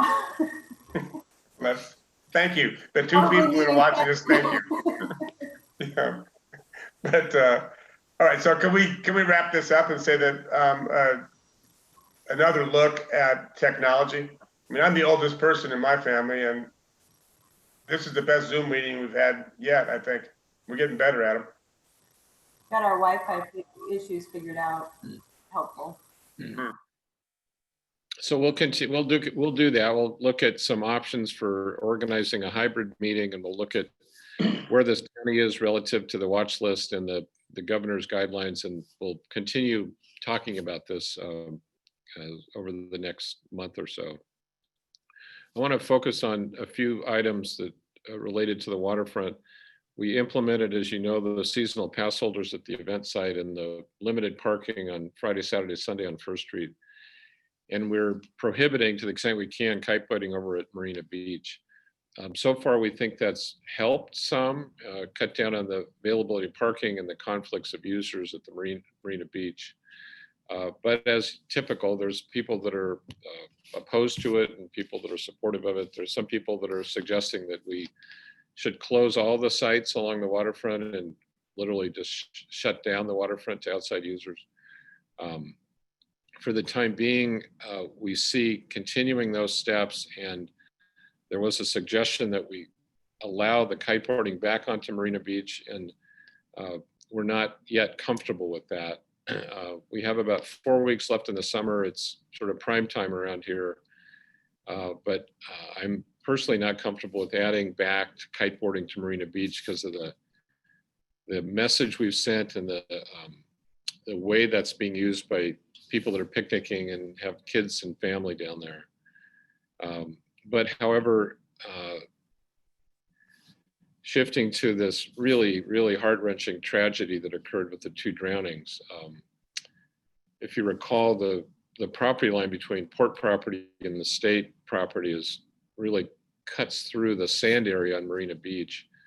And where this incident occurred, although it's not entirely clear to me, it was certainly way out near the end of the sandbar in an area that some of you know better than I do in terms of the undercurrent, the sort of an undertow there, the cold water, this really steep drop off.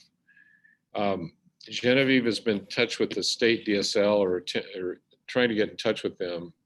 But for the immediate term, what we've ordered are some really visible signs that we'll put out on the beach in several locations to warn people and remind people that it looks shallow. It looks, on a hot day, it looks like a great place to walk around, but it can get dangerous really quick in certain places.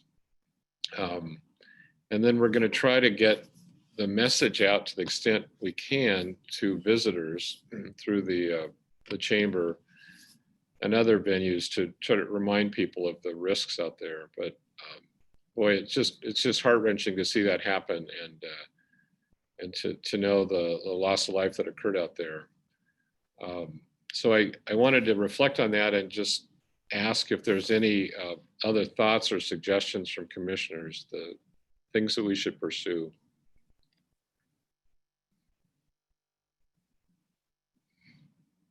I'll start because I know that we talked a lot about it as it was happening and the next day. And I agree that, we need to work with Visit Hood River or the chamber or whatever that entity is. I did talk to some of the people who are involved with Visit Hood River, and they're at a point right now where they're sitting on the transient room tax funds, which are geared to market people to come to Hood River, but they can't really market people to come to Hood River. So I think it's great that we're talking to them to help message the safety for people that aren't here, people that might not speak English, people that are not familiar with how quickly things turn from a splash zone to a high current area. So I think what you guys are doing, and it's really great. And the reactions that you're doing to everything that's happening has been really, really good. It's incredibly tragic, and I know that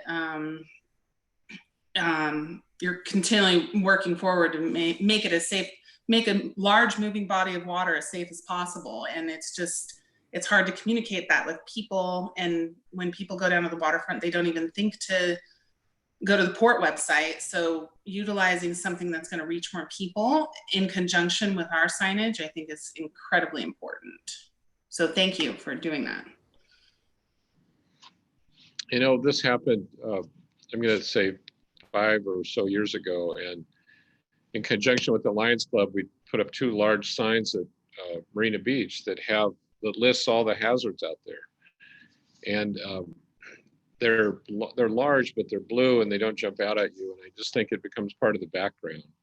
So the suggestion from Genevieve was that we have these signs when they will hopefully be in on Friday, but we also remind ourselves to store them and put them up every year at the end of July. So this is something, it's not our property, but we can put them out there until someone tells us otherwise. And we plan on doing it every year when the water gets low and the weather gets hot. And I'm just not sure what more we can do other than try to get the word out and remind people. Okay, back up, there's an attachment to my report, which is the memorandum, a pretty lengthy one that came from Al Heemstra. This was in response to Commissioner Shepard's request and suggestion. It's pretty lengthy, but I hope you've read it, and I appreciate knowing if this is sufficient, if there's something else that can be provided, or if this is the background and information that you wanted to see.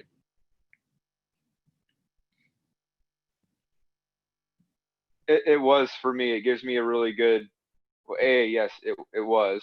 And it also gives me a good template from which I can ask questions now moving forward, instead of just being curious when I see an amendment or a new contract coming up. I'll at least have some basis for any questions that I might have, or answers to questions, so I don't waste anybody's time. So no, I appreciate it. And I would love to see this kind of document. I think we should see this kind of document from any consultant that we're paying. So no, I appreciate it. And I hope perhaps in our contracts moving forward, we can request this kind of document at least occasionally throughout the course of a contract. And I think more often than not, it'll prevent questions from coming up, but it might, generate some good ones and some good discussion too. So for now, thank you for doing that. I just did want to point out that you can see this real break point around 2012, 13. Prior to that, there were earmarks, and there was a point at which there were no earmarks. And so you can see the effort wasn't and couldn't be really directed at very specific money asks, but rather it became legislative asks and legislative positioning within, say, a transportation bill to try to advantage projects in the gorge for potential programmatic funding. But there's some possibility that the earmark idea will come back in some fashion. I'm going to just skip ahead to the airport. Anne has an action item, so I won't turn to her right now for an update on the Connect 6 and North Apron. But attached attached to the report was the final edition of the flyer that went out for the box hangers that Anne and Genevieve put together. So I thought it was a really good piece and a way to get people interested, or at least find out if they would be interested in potential hangar lease up there. And then lastly, I'm going to skip to Fred for an update on the AET and where we are with traffic volumes right now. Fred? Okay, Genevieve, if I could, let's see.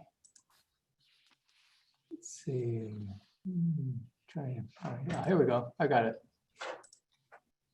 Oh, thank you. So can you see this screen right here? The graph? No? Yes? Yes, I can, Fred. Okay. Yes.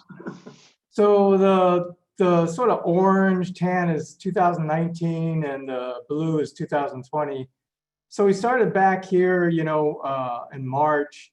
As you can see, our traffic volumes just dove down, but what I'm trying to show with this pictorial instead of using numbers is that it's starting to overlap. It's starting to come back. And here we are really, this is like through August 6th. So what I'm seeing is during the week, we're below the 10% difference between last year. So sometimes we're a little bit above last year, sometimes we're a little bit below last year, but we're no lower than 10%. What's happening is on the weekends, Sunday continues to be between 25 and 30% of last year, and Saturday continues to be between 15% and 20%. But what this graph tells us is we're finally coming back, and it will be another, I don't know, it will always be a little bit lower than last year, but what it's saying is, we're not, more than 10%. We're not 20 or 30. So that's the message I'm trying to portray here in this graph. But 10, even 10 is enough that you'd have to redo your projections, wouldn't you, Fred? Yeah. So, I didn't have our projections or this graph even until sometime in October, November. So we have a little bit of time for this to continue to, get a little bit more and more closer to last year. Mm-hmm. Yeah. Fred, sorry, did you say 10 to 15% of or off of last year? Oh, so yeah, with several questions. Monday through Friday, we're less than 10%. Saturday and Sunday. I'm sorry. Off last year's numbers or of last year's numbers is where Off I didn't of hear you. last year's numbers. Off of. Okay, thank you. All right.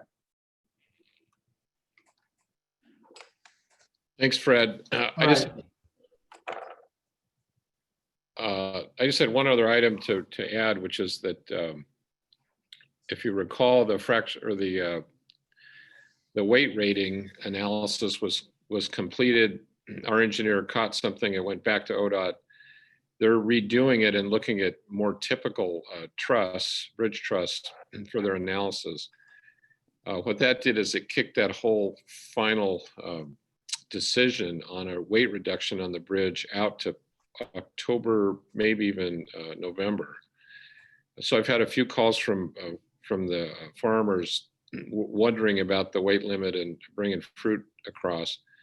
And the answer is nothing will change until after this harvest season. But I fully expect that by the end of the year, we're going to have a required weight reduction on the bridge that will, I think, primarily affect log trucks and high point load vehicles like concrete mixers. It will have some effect, and this is in discussion with a local orchardist. It might have some effect on the growers bringing fruit across, but it would be in the order of not being able to, or having a couple bins less brought across on a load. So an impact, but not as significant. So we'll find out at the end of the year what kind of weight reduction we're going to face for next year. That's my report. Michael, can I ask you one quick question? Yeah. On the, you brought up a question from last year. Bartlett harvest started Monday. Am I okay to assume that we're not going to be doing any welding work now for the next couple of months? Because you're pretty much in solid fair harvest now for the next at least month and a half. That's right. We won't be doing any welding during harvest. Great, thank you.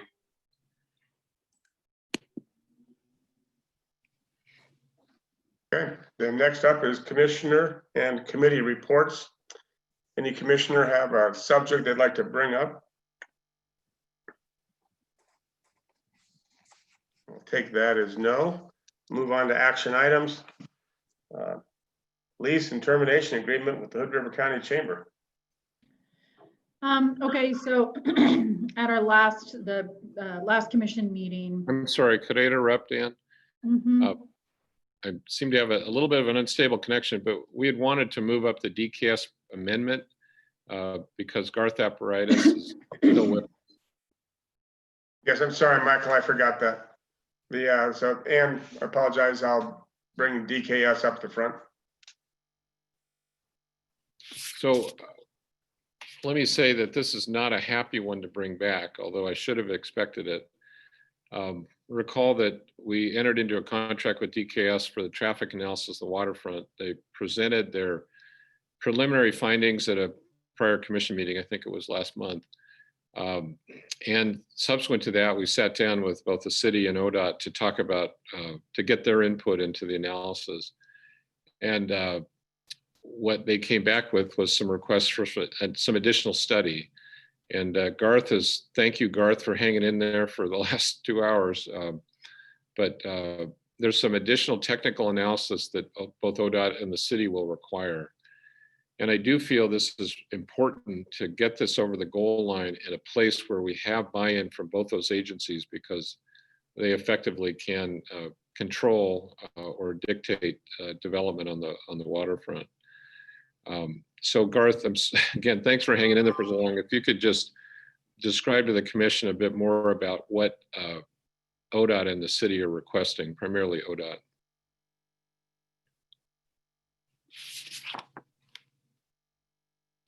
Garth, are you there or are you on mute?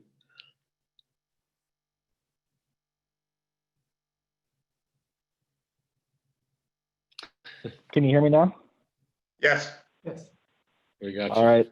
Sorry about that. I think I had the forbidden double mute going on. So thank you, Michael, for the introduction, and thanks, Commission, for having me here this evening. So as Michael mentioned, after our last presentation, we went ahead and presented those preliminary findings to both ODOT and the City of Hood River. And so, it's kind of as a backdrop to that, what we were looking at was initially some data that we had collected back in February, which we recognized was prior to the peak season, and looking at some of the potential triggers and project improvements needed along the 2nd Street corridor.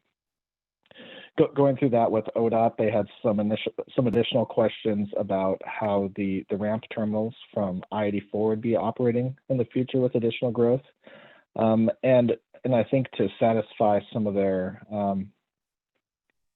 questions about how those would operate, they want to see some more detailed analysis, as Michael was speaking of. So rather than taking a simple look at the additional number of vehicles that would be going through these intersections that have occurred over the last 10 years, as well as with additional growth.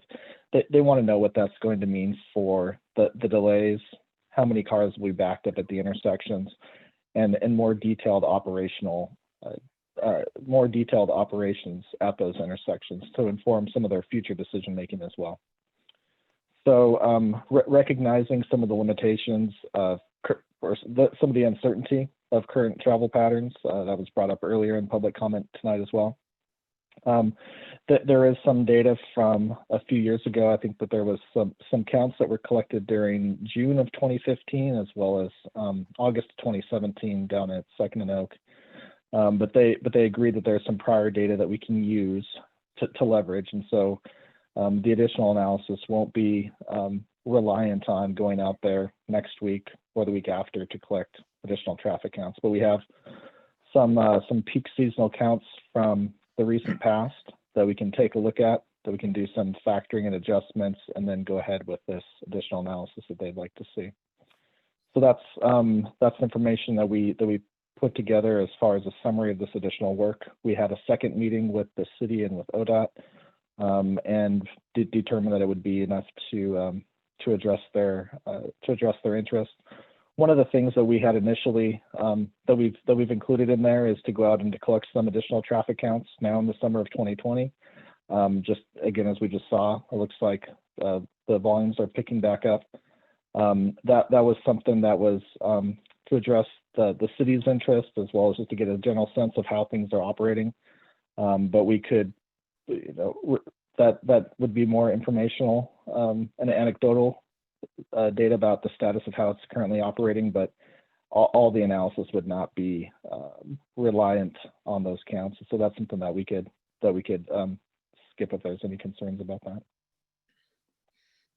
Garth, make sure I say this the right way. One thing we found out that I thought was very interesting is that the city is farther along with the engineering of the signalization of Second and Oak than we had realized. And so on the plus side, we've made the assumption that we don't need, correct me if I'm wrong, Garth, we don't need to analyze the current conditions with no signal at Second and Oak. Rather, we can make the assumption that the signal will be installed, and the city is fairly clear, even though Oak Street will be turned over, or at least the discussions are turning over Oak Street to ODOT, I mean to the city from ODOT, that they are planning that signal in 2022 in the springtime. So we're making that assumption in our analysis. Yep, yeah, that's correct. And so that takes some of the uncertainty out of the equation as well, and we can go ahead and assume and take a look at how the system would be operating with that improvement in place. So if there are any questions, we'll answer them, but staff would recommend going ahead with this contract amendment with DKS. Do we have confidence that the city and ODOT will be accepting of the information, and if it indicates essentially along the lines that you've already indicated from your previous analysis, that they'll sign off on that or be accepting of it? I mean, basically Second and Oak is already gone. I mean, it's there now. The primary thing would be, the other improvements that we talked about, depending on the development that the port might do. So do you have confidence that they would accept those results, and assuming they're close to what you had before? Yeah, so I think there's two aspects to that. I think one of the things that, based on some of the conversations with them, we're including a task where we specifically get some preliminary agreement on what those assumptions are and some of the methods, so that there's not an 11th hour surprise. We don't go through and do all this analysis and then they throw that out. So we've built that into the process that we're going through. Once we get all the way through the process and to make the findings, we should have some clarity from them, assuming that we've followed all these procedures. However, they indicated too that, depending on when development comes in, I think if a development opportunity came more in the short term, there's probably less risk and uncertainty. But if 5 years from now, if something happens, I think that there starts to be more risk of them saying, well, take a look at this again. But there was definitely conversation and concurrence among the group with all the parties that the importance of documenting these assumptions so that when a use does come in, they can clearly understand the assumptions that were made in the prior work for consistency's sake. Michael, I have a question, and it's because I don't know what I don't know, but it seems to me if the city is asking for this additional information, and this additional information will help in the city's decision-making, is there an opportunity for us to share the cost burden with them to do this additional work that they're asking us to do? That's a great idea, and you'd think that would work, but no. we have no leverage. Basically, the city is saying, look, if you want us to buy into the results, this is what we need you to do. So it's basically I don't know, we're spending money ahead of time for work that will allow us to plan and to respond to development opportunities, but the city isn't going to help out. And then on the second of that, is now the best time to be doing any of this? I mean, I work down there every single day, and the everything's weird. Days that are not supposed to be busy are super busy, and days that are supposed to be super busy are not at all. And talking to the vendors down there, and should we look to maybe push this back for a year to let things settle down and be more normalized, or do we think that this is just the way that it's going to be moving forward, and so we might as well just get going with it? Christy, that's a great suggestion. Hey, Garth, how long would this traffic study analysis be good for? Is it a 5-year window, 10-year window? I wish I could say with any certainty, but I can't. I'd say I would say 5 or 10 years. There's no way. Okay. I'd say over the next couple of years. I mean, the city thinks the city's projection is that the signal and associated improvements going in at 2nd Street in the spring or summer of 2022. I would suspect that this will get us out a couple of years.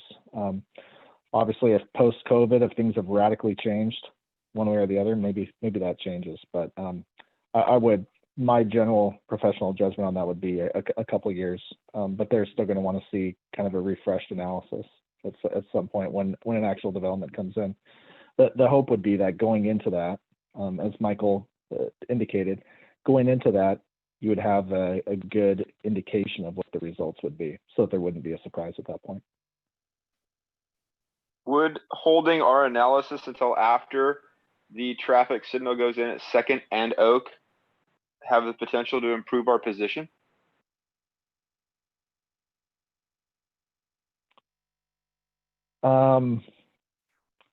I don't think that it would. Again, as Michael indicated, the analysis will go ahead and include that. So we're assuming that that's going to be in place. And so the benefit of having that signal in at 2nd and Oak, it'll clear out the vehicles that are stopped southbound on 2nd.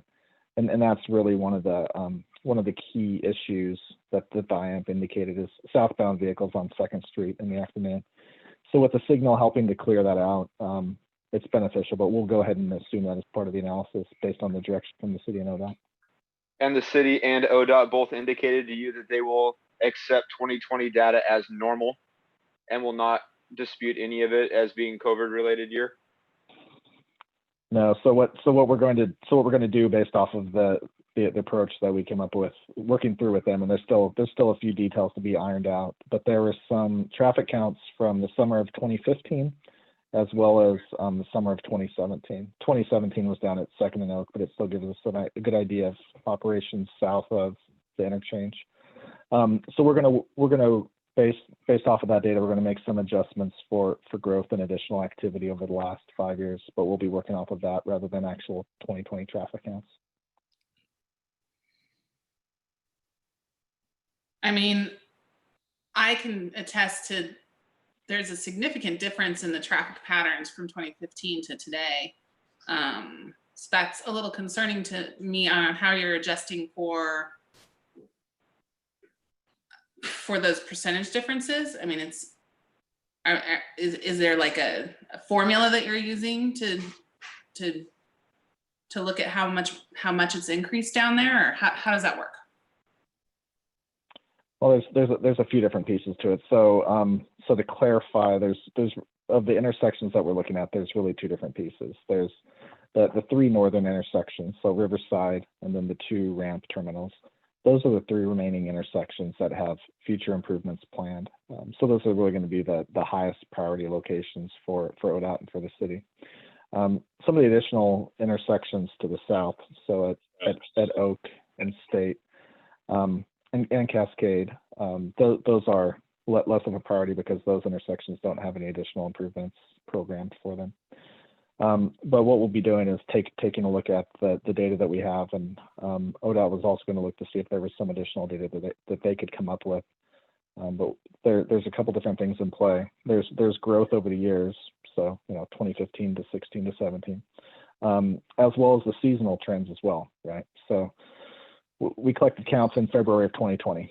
We know counts in February, even though it's prior to most of the COVID disruption. Those aren't peak seasonal counts because there's also a seasonality factor. And so it's essentially a triangulation of some of the different data sets that we have. The counts from August of 2017 are pretty good, but again, those are on the south side. And so we're going to need to make some additional considerations for what's going on to the north. And we've got a summary of some of the land use changes over the last 10 years that we'll take a look at as well. That's been built into the modeling update that we did over the last few months. So I think the key is to make sure that ODOT especially, but also the city, buy into the methodology and the approach that's being taken here, because this is modeling. So it does involve assumptions, and it involves extrapolating from prior data and utilizing new data and clarifying it based on seasonality and other factors. But the key of all that is that ODOT and the cities say, yeah, that's appropriate methodology, and we'll therefore agree with the conclusions. Oh, that's where I have a disconnect in trying to follow it, because originally we commissioned this study to inform our decision making about whatever development opportunities were presented to us down there. We were looking for a go, no-go line, which I think we kind of have. I mean, I think that our purpose in commissioning this study is served. And then we went to the city and ODOT, and they want more, but I don't see where we had that desire ever. And I don't have any confidence that if we do get a real development opportunity, that they're going to say, well, this is real now. You guys have to go out and tell us the real story. So any future development will still by code require a traffic analysis. Yeah. But this informs our planning and informs what we think is possible. And like I said, I tried to say earlier, is that the important thing is making sure that ODOT agrees with this methodology that's being taken, because this additional data, the additional analysis will fully answer their questions and give them the data that they need to say, yes, we've satisfied their expectations. Yeah, and I would say too, kind of going back to the question earlier on the timeline and how good would this analysis, how long would this analysis be good for? Based on the conversation we had with ODOT and the city, I think part of their appreciation for the documenting these assumptions that if development came in the next 6 months or 12 months, or whatever these duration of COVID impacts is, my sense is that analysis would follow the exact same methodology we're applying. If a development opportunity comes in post-COVID, where traffic volumes have again normalized, I mean, that could go one of two directions. Maybe traffic volumes are depreciated, maybe they've grown, and there's some risk of it changing. But I think at least in the short term, by the methods that they've prescribed that we'll be documenting, anything in the short term during this disruption, this essentially would serve as that analysis. that one concerns me a little bit. So what we're saying is this analysis might not be valid a year and a half from now, a year from now. Did I hear that correctly? Because I don't think we're going to jump on an opportunity that shows up next week just because we heard this report. So did I hear that correctly? Yeah, there's the potential. I mean, if traffic volume, then we shouldn't be doing this right now.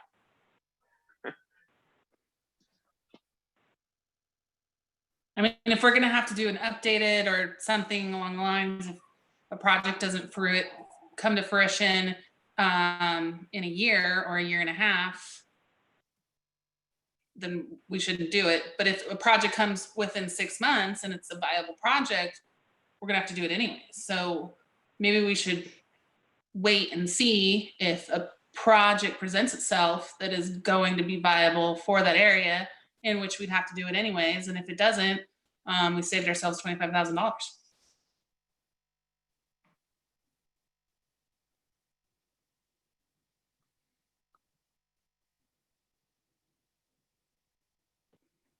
So I'd just say again, Yeah. any real project that would come along would have to do to meet code the traffic analysis. So that would be on whatever development that if it comes along and when it comes along.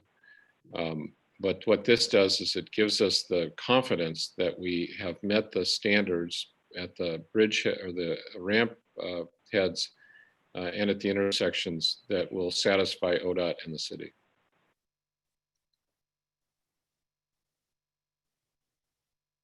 But with the signalization at Second and Oak, that helps the data that's already been provided to us, correct? It lowers things, correct? Garth, how would you answer It that? should be. Yeah, I would say, so kind of big picture, the one key traffic issue that the IAMP really indicated was southbound movements on 2nd Street. And so all the improvements, well, I guess with the exception of Riverside, but the other improvements along 2nd Street, both of the ramps, are related to movements in the southbound direction. So yes, that 2nd and Oak signalization will be beneficial and will extend, have a beneficial impact and somewhat extend the need for when those other improvements would occur. Without doing the analysis, I can't specifically say for how long, but conceptually, yes, it's a benefit. I guess I'll chime in one more time. Then I'd like to hear from the other two commissioners that if what we're buying is confidence, I'm not feeling a lot of confidence in this particular study at this particular time being useful to us in the future.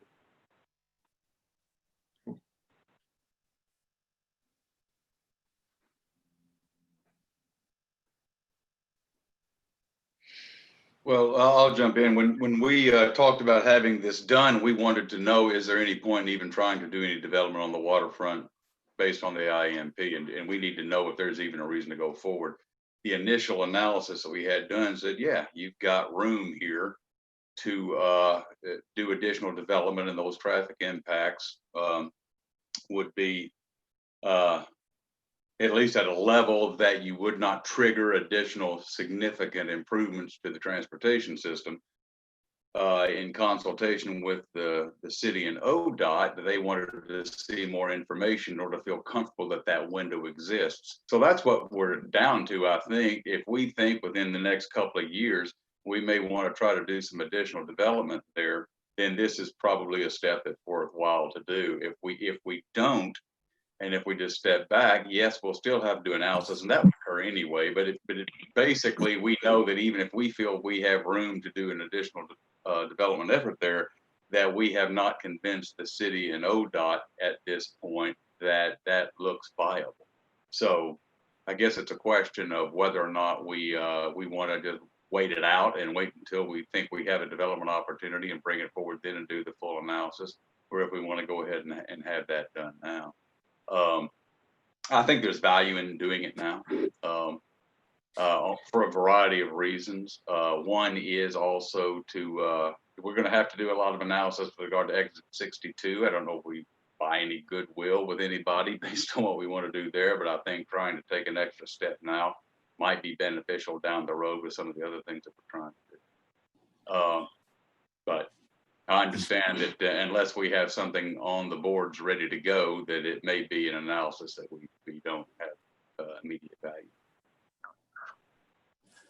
Well said, Commissioner Merriweather. I concur with you. I think that approach is probably logical. It's probably nothing I want to do. I don't want to spend $25,000 right now, but I think it's a need in order to save faith with the city and also to have that data for ourselves, for our own developments that we may encounter in the future in the next 6 months. So it's probably money well spent at this time. I don't want to. Not knowing what the virus is going to do. It's going to be around for a while, but I think we probably should move forward on this. I'd say the one near-term project potentially that the commission has talked about at length is the Barman property. And in fact, the first part of the study analyzed a potential project there as well as Lot 1. So that's within the horizon potentially of the certainly a 2-year time horizon. Okay, so then I guess I have a question for Ann. I know that there was interest in the Barman property previously. Have you been in contact with people since COVID? What's the appetite right now for people wanting to invest in projects and development? I haven't actively pursued any of the interests. However, I have been contacted by one of the interested parties since COVID. And I have 3 times in the last 3 months with probably that same development company. Oh, and I forgot about one. Actually, I've gotten 2 inquiries that were new within the last week. We've been playing phone tag, so I'm not sure exactly what their appetite is, but we'll see. Just for the record, Commissioner Strike is not wanting to develop that property the way we just discussed it, just for the record. Fair enough. I'm just feeling that this study, while I understand what some of my fellow commissioners are saying, I feel that this study has the potential to be valid in its form for such a short period of time that we stand the chance of being pigeonholed into a development that we'll have to make a decision on before we have time to fully vet or, be pressured into taking the first thing that comes along, which is probably going to be something we've already heard before.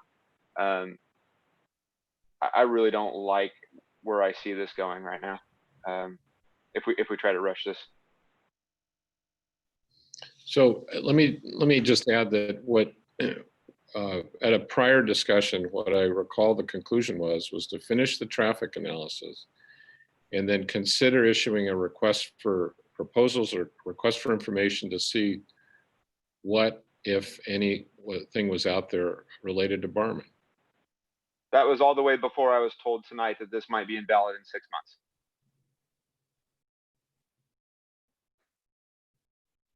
months.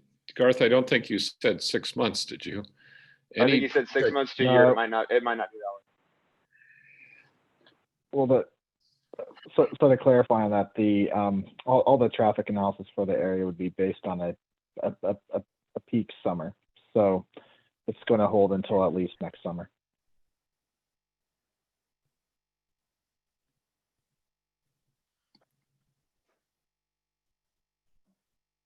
But can we classify this, and would this qualify as a peak summer? No, because I think alluding to some of the comments from earlier, there's uncertainty that this is real peak conditions.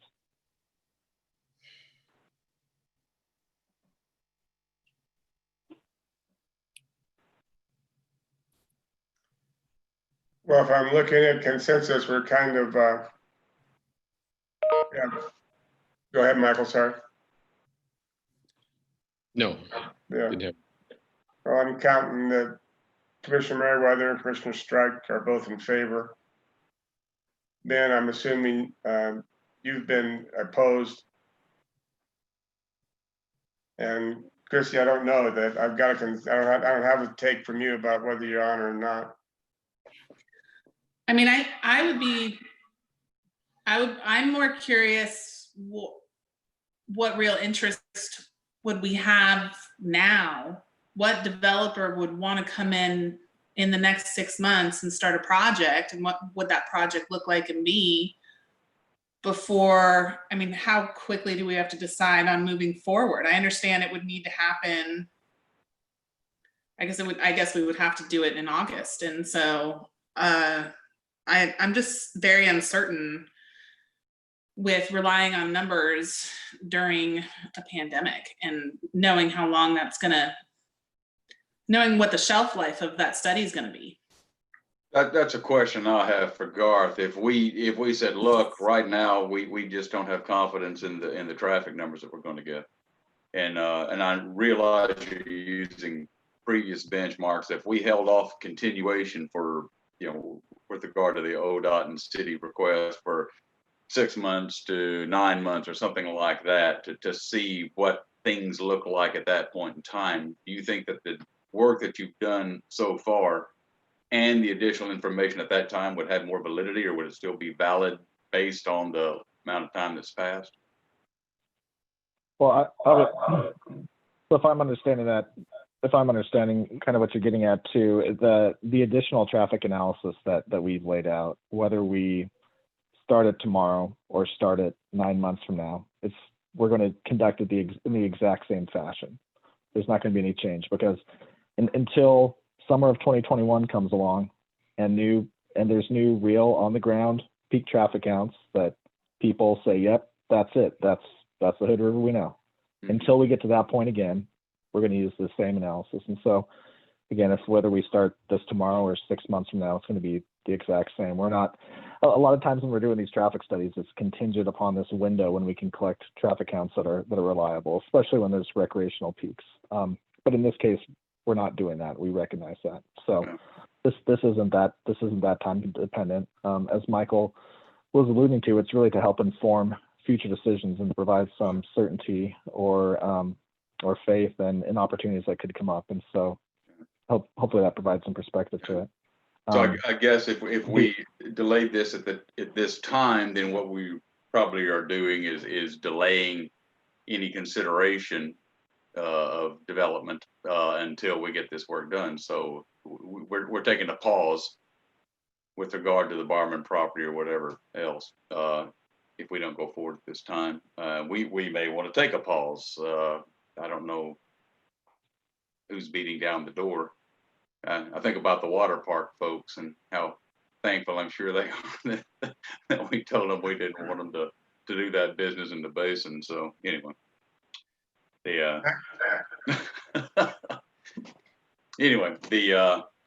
it may be if we're interested in taking a pause with regard to development, then it makes sense to pause this as well.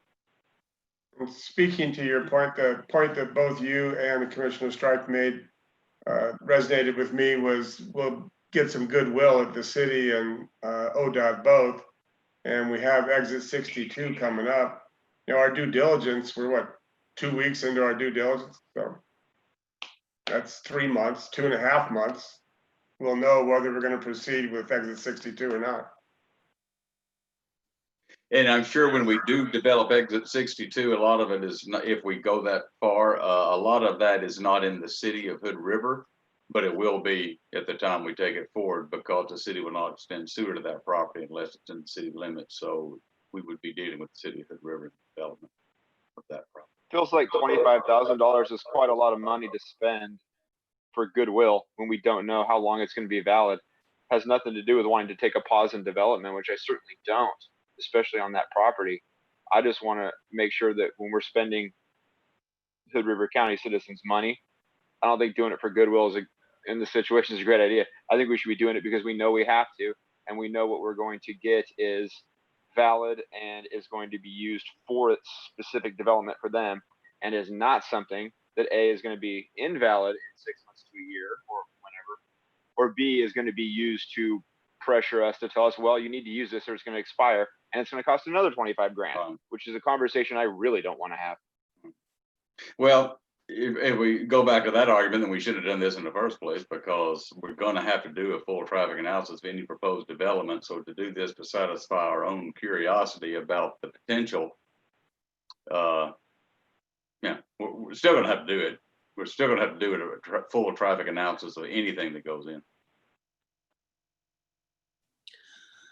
But if a project came to us and we all agreed that it was a good idea and a good fit, and they have to move forward and do their own traffic analysis, I mean, would there be an opportunity, since we have this gap data here, of the port saying, okay, we understand you're going to have to do this traffic analysis. If a business came to us in 2 weeks and said, hey, we want to break ground next month, or whatever, maybe the port could then say, well, we'll participate in part of that traffic study that you're going to have to independently do, because we recognize that it will help the entire port as well as your individual project. Is that a possibility or no?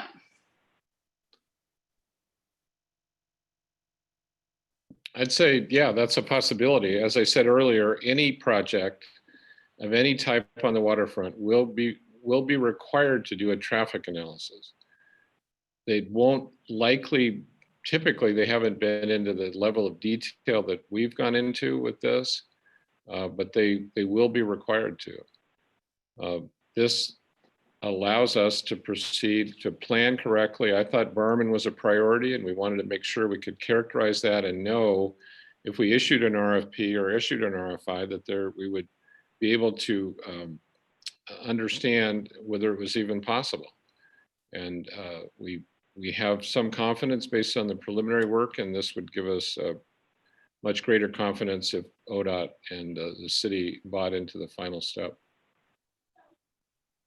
But if the only piece is the traffic light at Second and Oak, and likely if that happens, that improves the numbers, then shouldn't the existing data that we have give us enough confidence to say it is what it is with the information we have now, and it's only going to get better when this light gets put in? I guess that's the piece I'm a little bit confused on. So I think specifically with the two ramp intersections, those are typically ODOT's biggest concern, with cars backing up onto I-84. And they won't really comment on that until they see more detailed analysis, because they feel that there's not enough detail right now to be able to provide that analysis. And so this is what this additional traffic analysis would address, would be looking at what are the delays, what are the queue lengths at both those intersections, as well as up at Riverside. Riverside, it appears that there's additional capacity. They'd want to see some more detail, but I think the biggest question mark is at those two ramps at I-84.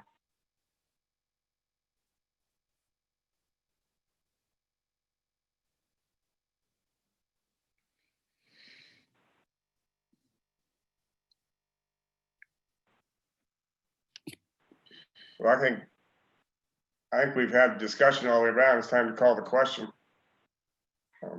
Yeah. That starts with, can I get a motion?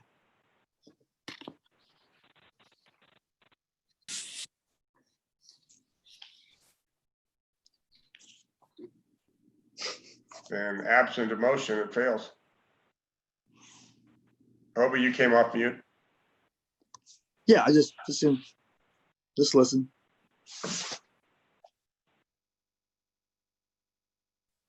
Okay, fails for lack of motion.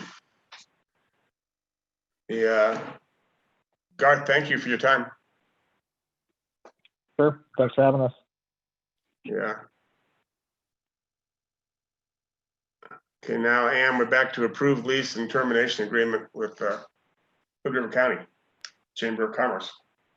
Okay, so last meeting, this agreement is what the board asked me to move forward with after the chamber came and spoke with the board. So this is exactly what we talked about at the last meeting. There's 3 components to this agreement. The port will allow the chamber to terminate about 18 months early.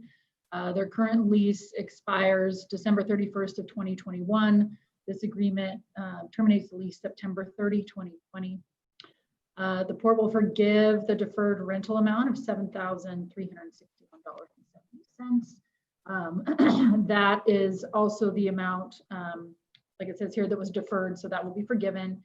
And the chamber, due to a grant that they received, will pay rent and related expenses through September, so July through September, for $4,417.02. So I'm looking for approval of the lease termination agreement if there are no questions.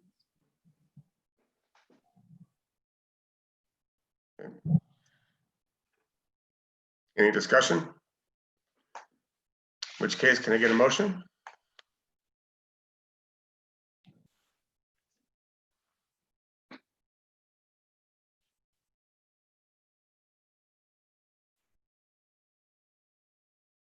I'll move that we approve the lease termination agreement with the Hood River County Chamber of Commerce.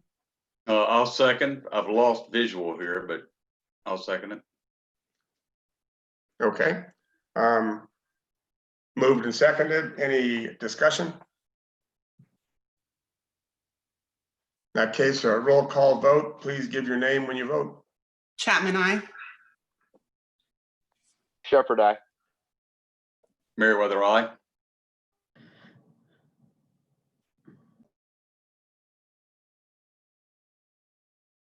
Are you gonna vote? Yeah, strike aye. Everett, aye. Passes. Thank you. Thank you. Kevin, we got an amendment number 3, the contract with WSP. Yes, can everybody hear me? Yes. All right. In front of you is the WSP contract amendment number 3. This includes changes to the scope of work in Exhibit A, changes to the consultant compensation in Exhibit B, changes to the key personnel based upon new hires at WSP in Exhibit D, and changes to the rate schedule based upon the new hires in the CPI in Exhibit F. We've met, I actually met with Angela Andorchek 4 times in July to review the proposed changes, suggest edits, discuss the matter, and ultimately the document was reviewed by Bill Oley on Jerry's recommendation. So with that, I would certainly make a recommendation that the commission authorize amendment number 3 between the Port of Hood River and WSP. Okay. Is there anybody want to discuss it? President Everett, I'll make a motion, so moved. Okay. Commissioner Strike. I'll second it. Okay. That was Commissioner Meriwether. Yes. Moved and seconded. Any discussion? In that case, vote with your name, please. Chapman, aye. Strike Shepherd, aye. aye. Meriwether, aye. Everett, aye. Passes. Great, thank you. Thank you, Kevin. Fred, the P Square. Okay, so before you is the annual contract with P Square. Couple of items. The one piece that's recurring is the $120,000 that did go up, and it went up basically due to the all electronic tolling license plate recognition and the amount of work that has to be every single month that we have to basically do, more so than just not having license plate recognition. That should hopefully go down in the subsequent years, though. The other amounts of $35,000, what budgeted last year, we just didn't get to PCI compliance, but we do have to do it. That is a requirement once you hit $5 million. So you do have to do that, and we'll have to do it in this next year. And that's a one-time piece that may not, I don't think there's a lot of work that I can do on my behalf that can chew away from that total amount. And I have done some of that, but I do need P Square. They're the ones who are going to bring in the auditor. That's a PCI compliance auditor that will look at that, look at our firewalls, look at how we're doing our backups and how we interface with the gateway, your credit card gateway, and the business, your credit card companies themselves. So, and then the last piece is really at the 35 project management. That's, we had it last year as well. We're rebudgeting this year. We didn't use all of it last year.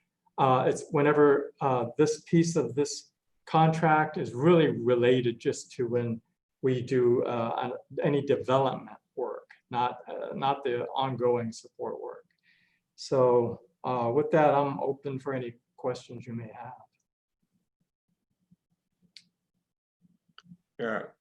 Yeah, my question, Fred, is how much of this was in addition to last year's budget?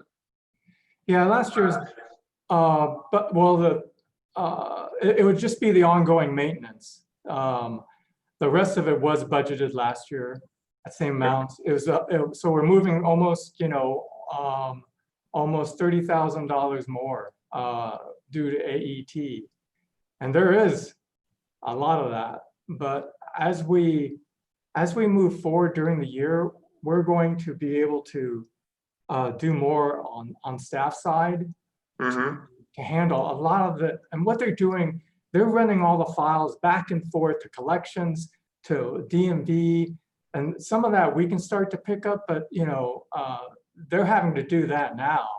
And we'll have to probably do it for a while. I want to say 6 more months before we can dig ourselves out of, you know, basically we just got a lot of load on the customer service side right now that's holding us up. So my hope is in the next year's budget that piece will go back down. So okay, but if I understand you correctly, of the 190, 160 we would have spent anyway, and 30. 70, the 35 and 35, 35 we have to spend this year. We didn't spend it last year with regard to PCI compliance. And then the project management, we didn't spend all of it last year, and we probably, you know, it's what it will only be spent when we do a development project. Right, and the PCI compliance is that has to, we have to do that regardless of whoever. Regardless of what we're doing. Fine. Okay. Hey, Fred, I have a quick question about tolls. Sure. If we look at, you know, Breeze By is the cheapest at $1 a crossing. And then let's say the person pays with a credit card, which, you know, there's a percentage fee and a transaction fee. And then if you factor in this contract as well, what is the port really making off of that $1 Breeze By toll? Do you have that information? Not necessarily like that. The reason why we went to AET, right? The only reason why, license plate recognition, was to develop the system so we could go and market the system. Right now, we only have one customer, Port of Cascade Locks. I mean, they're basically, our budget is about $130,000 that we'll receive from them. The idea is to be able to market to other counties or, you know, bridges in the state that will hopefully use our tolling system. And the only way we can market it is if we could do that license plate recognition. So that's really our model. Our model was to develop a system that we could market. And then basically by doing that, if we get like 1 or 2 more Port of Cascade Locks or even smaller entities, the idea would then, we would be recovering all of our costs. And are we at the point where we're able to market to other places, and has there been any interest? We are right now. Once we start to do the collections and we are interfacing with Oregon DMV, we will be able to do that. The only holdup isn't really on the collection side. It's really with Oregon DMV. They have a phase 2 of their DMV system that they, on phase 1, they did not include our interface. And they are included in phase 2, and they're ramping that up. I mean, phase 2 was supposed to be out there in 2021. Well, what happened was this Columbia Crossing, that's all of a sudden taking, starting to live and then within their own entity, ODOT, they're getting pressure. They, meaning the IT department in ODOT, is getting pressure to move that forward because they are thinking they're going to need that as well. So what turned out to be, something I'm going to have to wait a year, looks like I may have to wait a couple of months. Maybe October, it looks like phase 2 is going to be slammed in and we'll be able to go up and running. But that we've had to hold because of that. Sorry. Thank you. Fred, I'm a little bit concerned about as far as the growth potential. It's my understanding that there's only 2 toll agencies in the state of Oregon, Port of Cascade Locks, Port of Hood River. Is that correct? Correct. So are we able to market nationwide with this service? Because if our potential growth is only 2 tolling agencies and we're one of them and we have the other contract with the other one, the growth potential is almost 0. Well, hold on. So what I did, we had an intern look at all the bridges in the state of Oregon. And the idea was, what came to us was we had Clackamas County come to us. And they have one potential bridge that they want to build. They want to include tolling. And the other bridge is called the,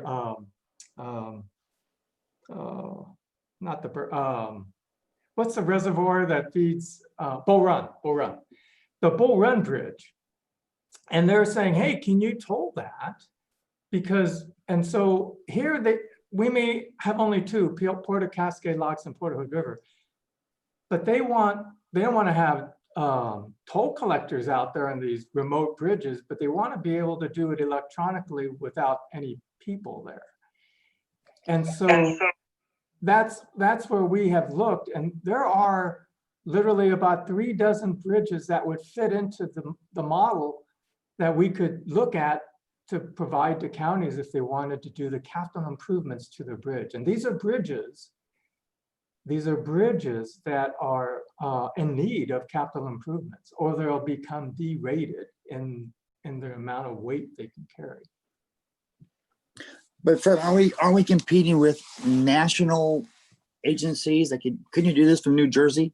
Couldn't you do Bull Run Bridge from New Jersey? No, they don't want to do. No, the big tolling agencies not want to deal with these small to medium-sized markets. We are a small to medium-sized market. Our system was developed to be the smaller to medium-sized market system. Although our system, it can be competitive, our back office system is very competitive. We had WSP come down and take a look, and they want us to, start looking at maybe bidding for some of their work on their back office side. So we have a really good back office. It needs another module called case management and disputes, but we're pretty close to that. So to get to your point though, your earlier point was, is there a market? We need to develop that market. We need to go after those counties and see whether or not they would be okay with tolling to make the capital improvements on their bridges that they need. Right.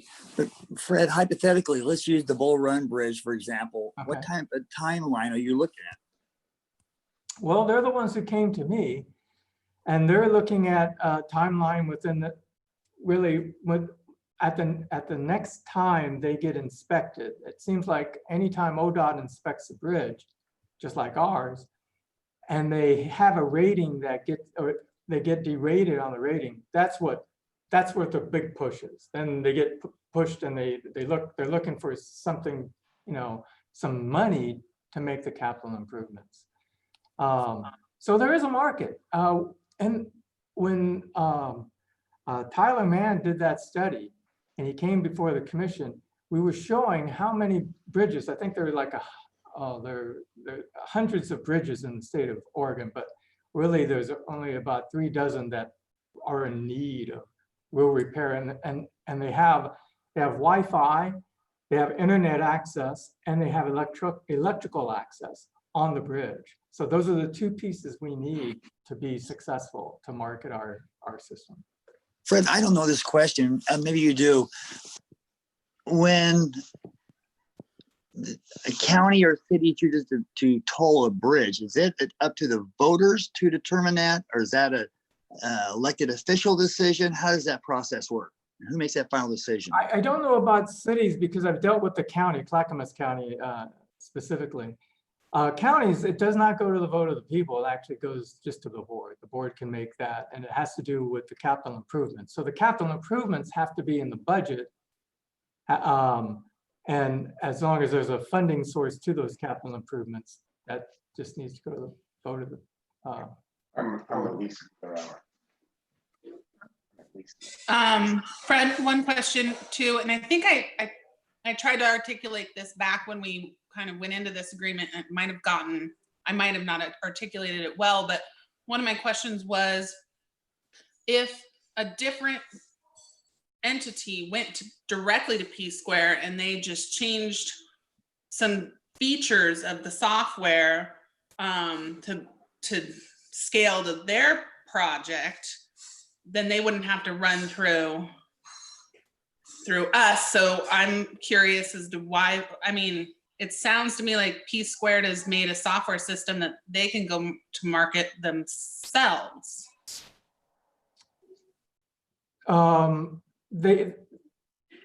P Square can do programming and all different ramifications for any entity anywhere. The software system that you see that they develop is ours. So we own the code and we own all the updates to it. Now, your point is, can they go and work with someone else to develop their system based on whatever that entity? Let's say it's ODOT and they're doing the I-5 bridge or the I-205. And yeah, they could, P Square can answer an RFP, can answer any bidding process and can submit. But that said, I've worked with P Square quite a bit. They need us. Why do they need us? Because we're their experience. We're the actual system that's alive that is showing that they can market. What they have in other areas, they just have pieces of systems that they have a piece of the New Jersey Turnpike. They have just pieces of, they don't have a complete system. Ours is the only system that they have that's complete. That's the complete overall system. So they need us to market them. So we would know anytime that they try to move forward, and they do. They've been very good with working with the board, actually. Thank you.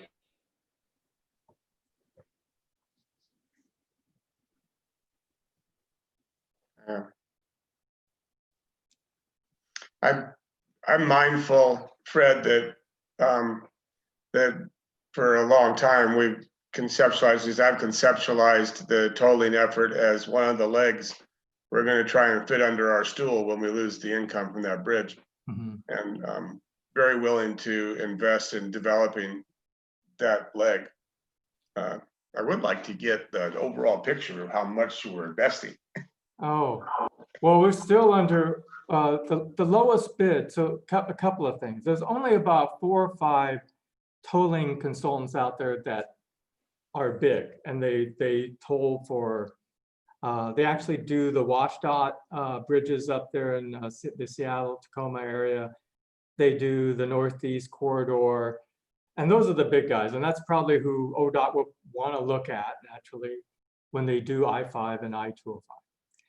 Then there's only about 2 other small to medium-sized market agencies, consulting agencies that would, and when you throw P Square in there, there's 3.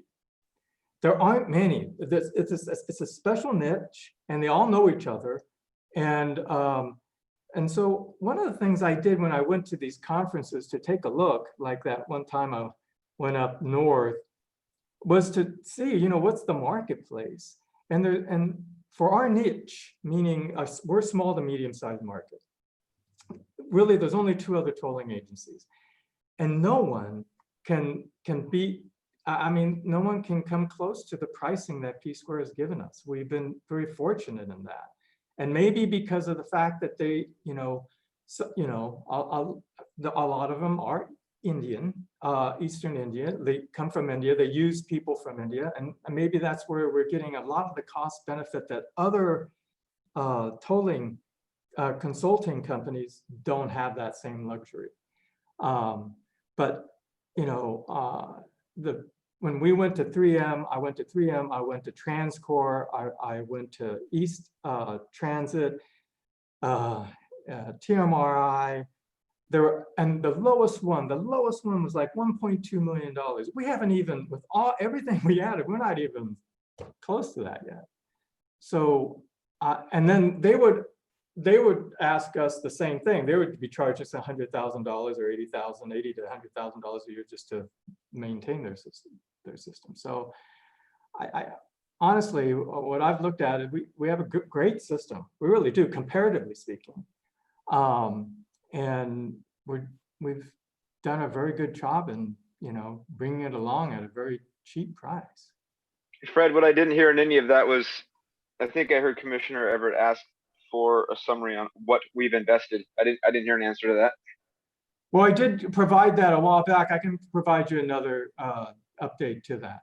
And I remember, John, Commissioner Everett, you did ask that, or someone did. Maybe I forget who, but I can provide that.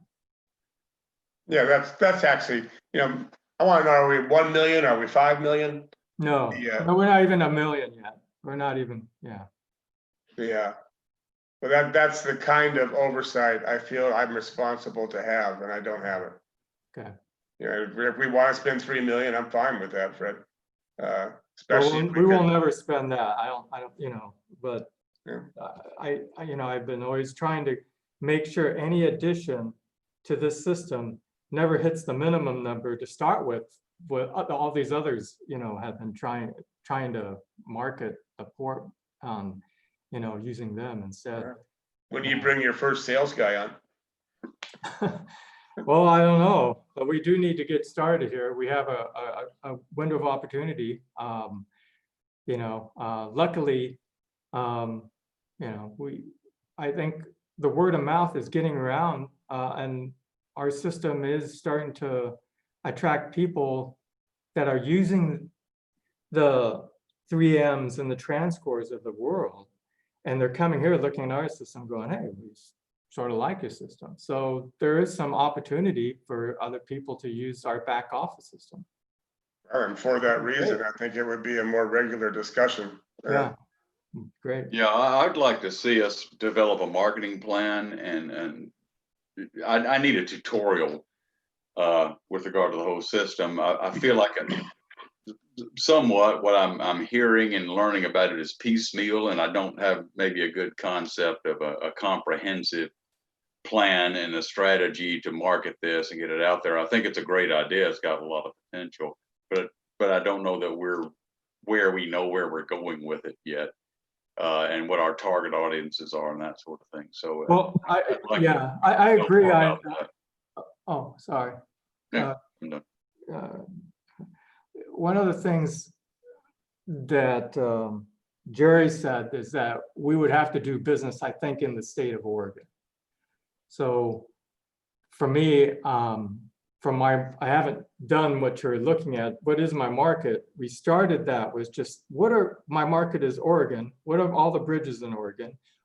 Of all the bridges in Oregon, which one are long enough or can use tolling to make the capital improvements? And the long enough that there's no what's called, well, when, you know, traffic tries to go around, and you would lose if you toll it, people would just go around and never use your bridge tolling. So we did that. Outside of that, now we have this group of candidates that, you're right, you know, we need to pull that together and see, you know, what's the plan to go and get these other counties interested in whether or not they do or they don't. And that, you know, that's something I haven't done. So wait, did I hear that correctly, that we can't do business outside of the state of Oregon? yeah. Could you comment on that, Jerry? Yeah, I'm not sure I put it exactly that way, but and it would mean doing research to determine the scope that the port could engage in. But you're probably looking at the port entering into an intergovernmental agreement with the body in Oregon and possibly in Washington, that itself has authority, legal authority to engage in tolling. And the port might be able to enter into an intergovernmental agreement between the port and that other agency. And I'm not sure it's limited to the state of Oregon. Okay. Yeah. That'd be good to know, because there's obviously a lot more potential if we can get out of the state boundaries. Right. Yeah. Or seek a legislative fix if we can. Yeah. Okay.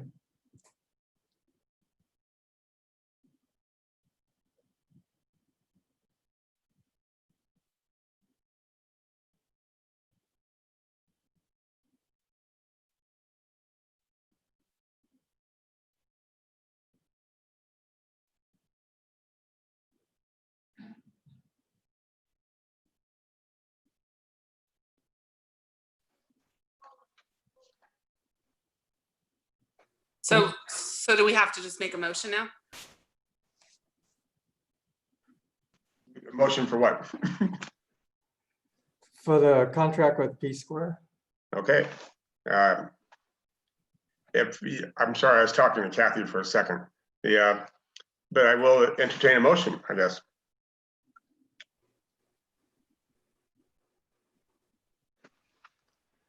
I motion to approve the renewal of task order 1 with P Square, not to exceed $191,000 for the ongoing maintenance, support, PCI compliance, and project management for a Breeze by tolling system. Okay, do I hear a second?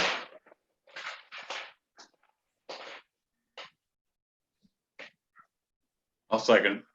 I moved and seconded. Any discussion? Please vote with your name. Strike Chapman. nay. Strikes nay. Hobie, I didn't hear you. Yes, that's correct. Strike is nay. Okay. Can we have a discussion about that? No, I He's think already asked- discussion is closed. Yeah. We're voting.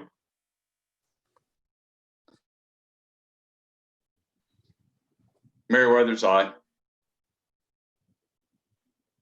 Shepherd's eye.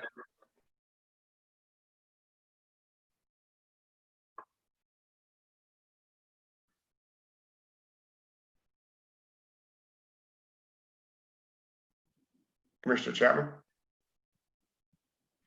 Oh, I said Chapman, aye. Oh, sorry. Everett, aye. Passes.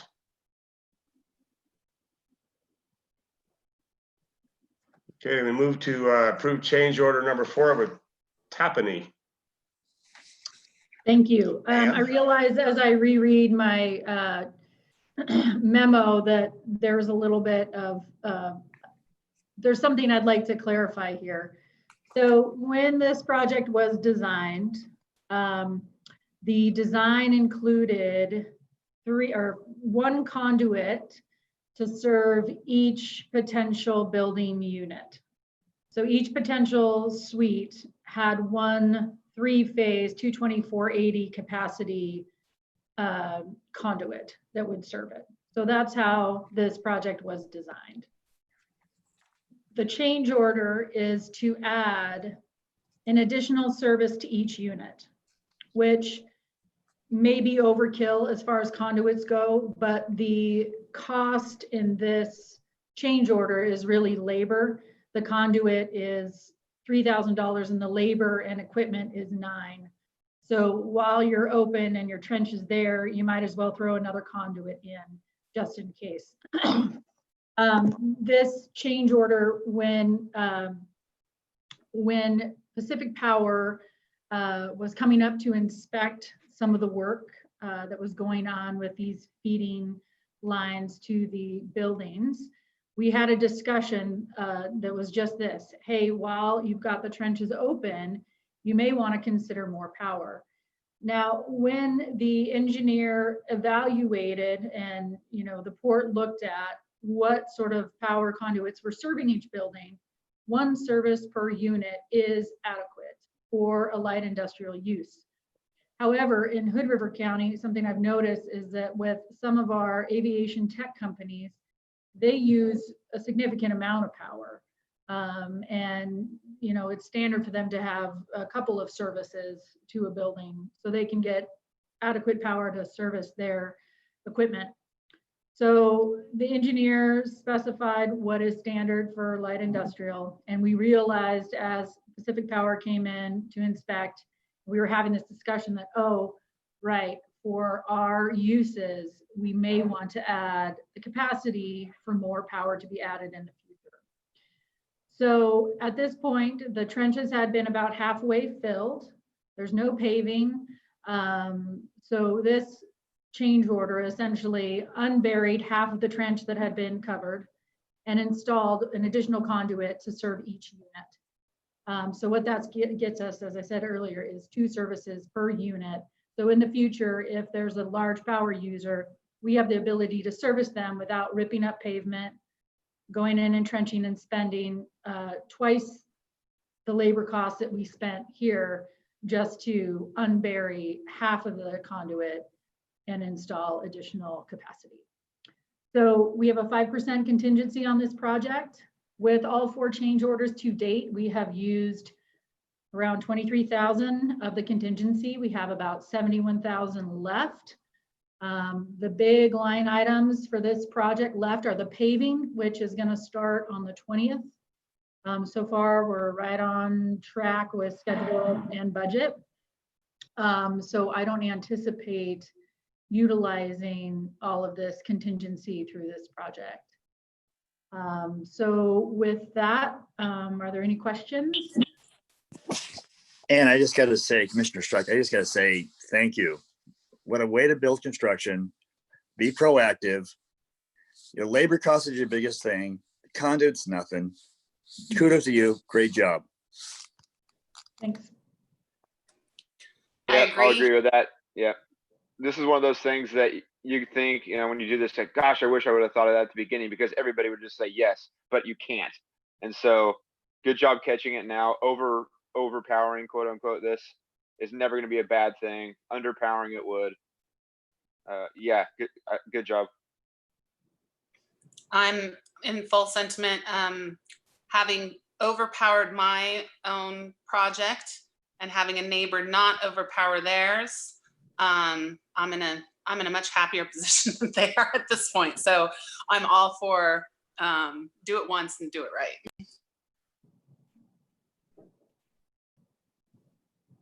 Okay, can I get a motion? I move we ratify change order number 4 with Tappan Incorporated in the amount of $12,859.18 for the Connect Oregon 6 project. I will Chapman, second it. Okay. Okay, moved and seconded. Is there any discussion? In that case, can I get a motion? Or excuse me, a vote? You get a vote? Yes, I do need a vote. Mayor Strike, Weathers, aye. aye. Chapman, aye. Shepherd's eye. Everett's aye. And Hobie, I think I heard you say aye as well, yeah? That's correct, John. Okay, passes. Thank you. Authorized grant application to CARES Act 2. That's Fred, you again. Yeah, so this has 2 motions. One is to basically file for a $30,000 grant. It's sitting there. The FAA has basically told us you have $30,000 to spend, but you must spend it on airport equipment or planning. And if you do planning, it will then it will have to be stretched out over a couple of years, I believe. But needless to say, we have an AWOS system out there that needs some replacement parts, and we need to install those replacement parts. The issue has to do with the system so old now that there aren't very many manufacturers of these parts. And so this would be a good time to go ahead and do that. Just to give you an idea, this is both the hardware on the outside near where the windsock is, and also in the inside of the FBO as well. And so it's 30,000. Basically, we get it and we spend it. Hey guys, as a pilot, this is a necessity. A good example, flying a band in the day. I had to use North Bend's AWAS to get the altitude, get the barometer, get the different readings, visibility. Bannon doesn't have this feature. So as a pilot, this is really a good lifeline to minimize potential problems, to enhance the safety of our airport. I highly suggest we spend this grant money to update our AWAS at Hood River Airport. That a motion, Hobie? That would, I'd wait for the president to ask. All right, can I have a motion? I will move that we approve the application for the grant amount of $30,000 to the FAA relating to CARES Act, and a second motion to approve the contract with AECOM for the purchase and installation of AWAS equipment, a total of $28,900. I hear a I second. second both of them. Okay. All in favor, please give your name. Chapman, aye. Strike, aye. Meriwether, aye. And Shepherd's an aye to both as well. Everett's aye on both. It passed, both passed. Okay, then we have the approved purchase of the tractor mower. Fred, that's you, and I think Ben, you're going to Mr. President, Mr. President, I think it's appropriate at this time that I recuse myself from the discussion and vote on this, and I will be leaving the meeting for just a moment. Okay, thank you. I will, I'll text him when he can come back in. All right. So yeah, so this is a mower we're able to get out of Shepherd's as the vendor. It is below the state price agreement, by the way. So it is budgeted. It's something that we do need. And we would end up just basically, you know, as our mowers get older, we need to replace them. So this is just one of them. That seems straightforward. Can I get a motion? I move we approve the purchase of a tractor mower for $12,500. I'll second that. Strike. Is there any discussion? I would say, I want to point out, and it's reflected in the information we have, this was a bid item. There were bids received for this. This is the low bid. By a substantial, you know, it's a really good price. Yeah, it's good too. Yeah. Okay, then vote by name. Chapman, aye. Strike, aye. Meriwether, aye. Everett, aye, passes.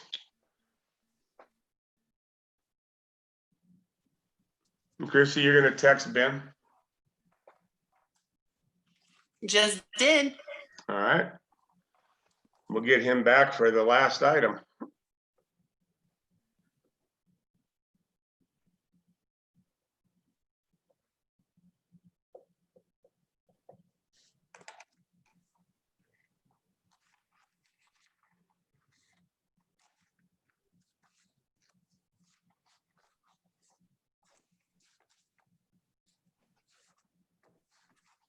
Yeah. He must have thought we were going to deliberate longer.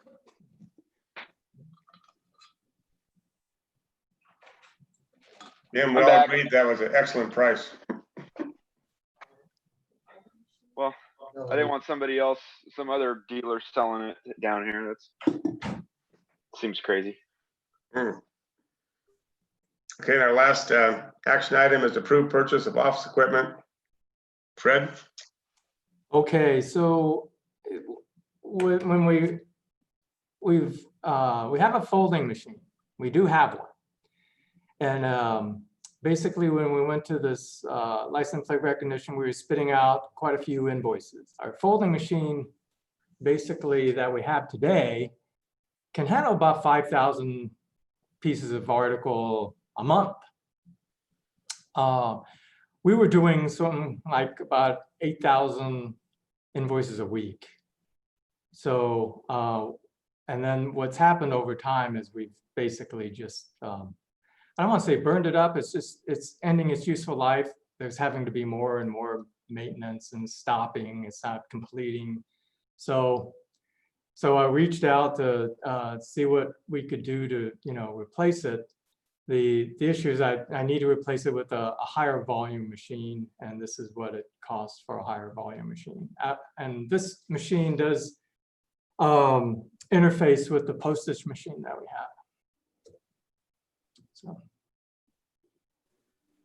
Okay. Fred, I had one question for you on this one. What percentages are you finding of people, and how much encouragement, maybe this is a question for Genevieve or someone else, how much encouragement are we doing for people to do online transactions to move away from mail? But I know we can never move totally away from mail. Just curious. We've received quite a few, actually. We did, I don't have the right percentages, but our, just to give you an idea, before COVID hit, right? Just our makeup of customers was what, about 63%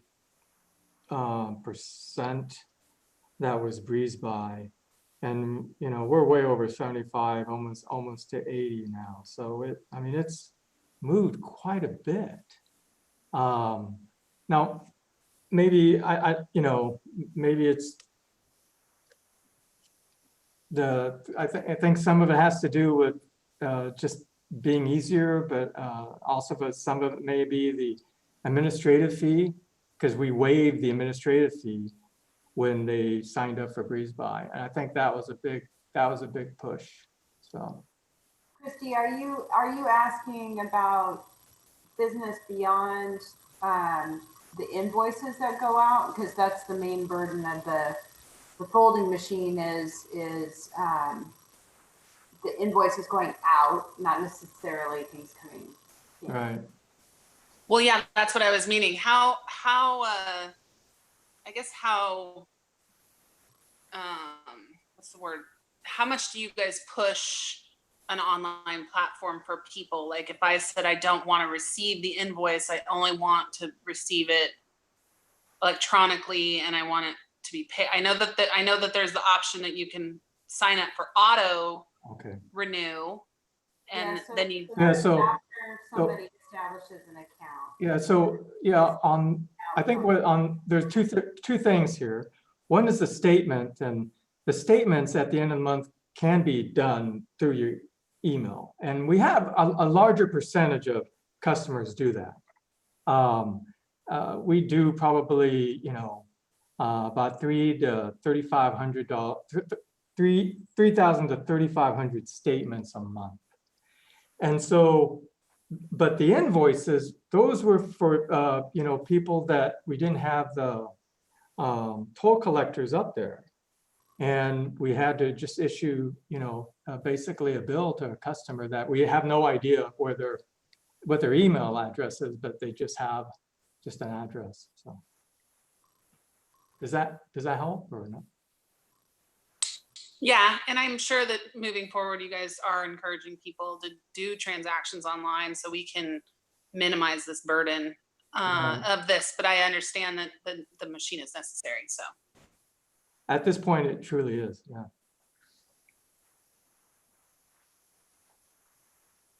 Okay, since it's necessary, can I get a motion? I'll motion to approve the purchase of the folder inserter for $12,253 from Quadient. Okay. Here a second. Second. Any discussion? Then please vote. Meriwether, yes. Aye. Chapman, aye. Shepherd, aye. Strike aye. Everett, aye. Passes. Okay, do we want to take a break before executive session or just charge on through?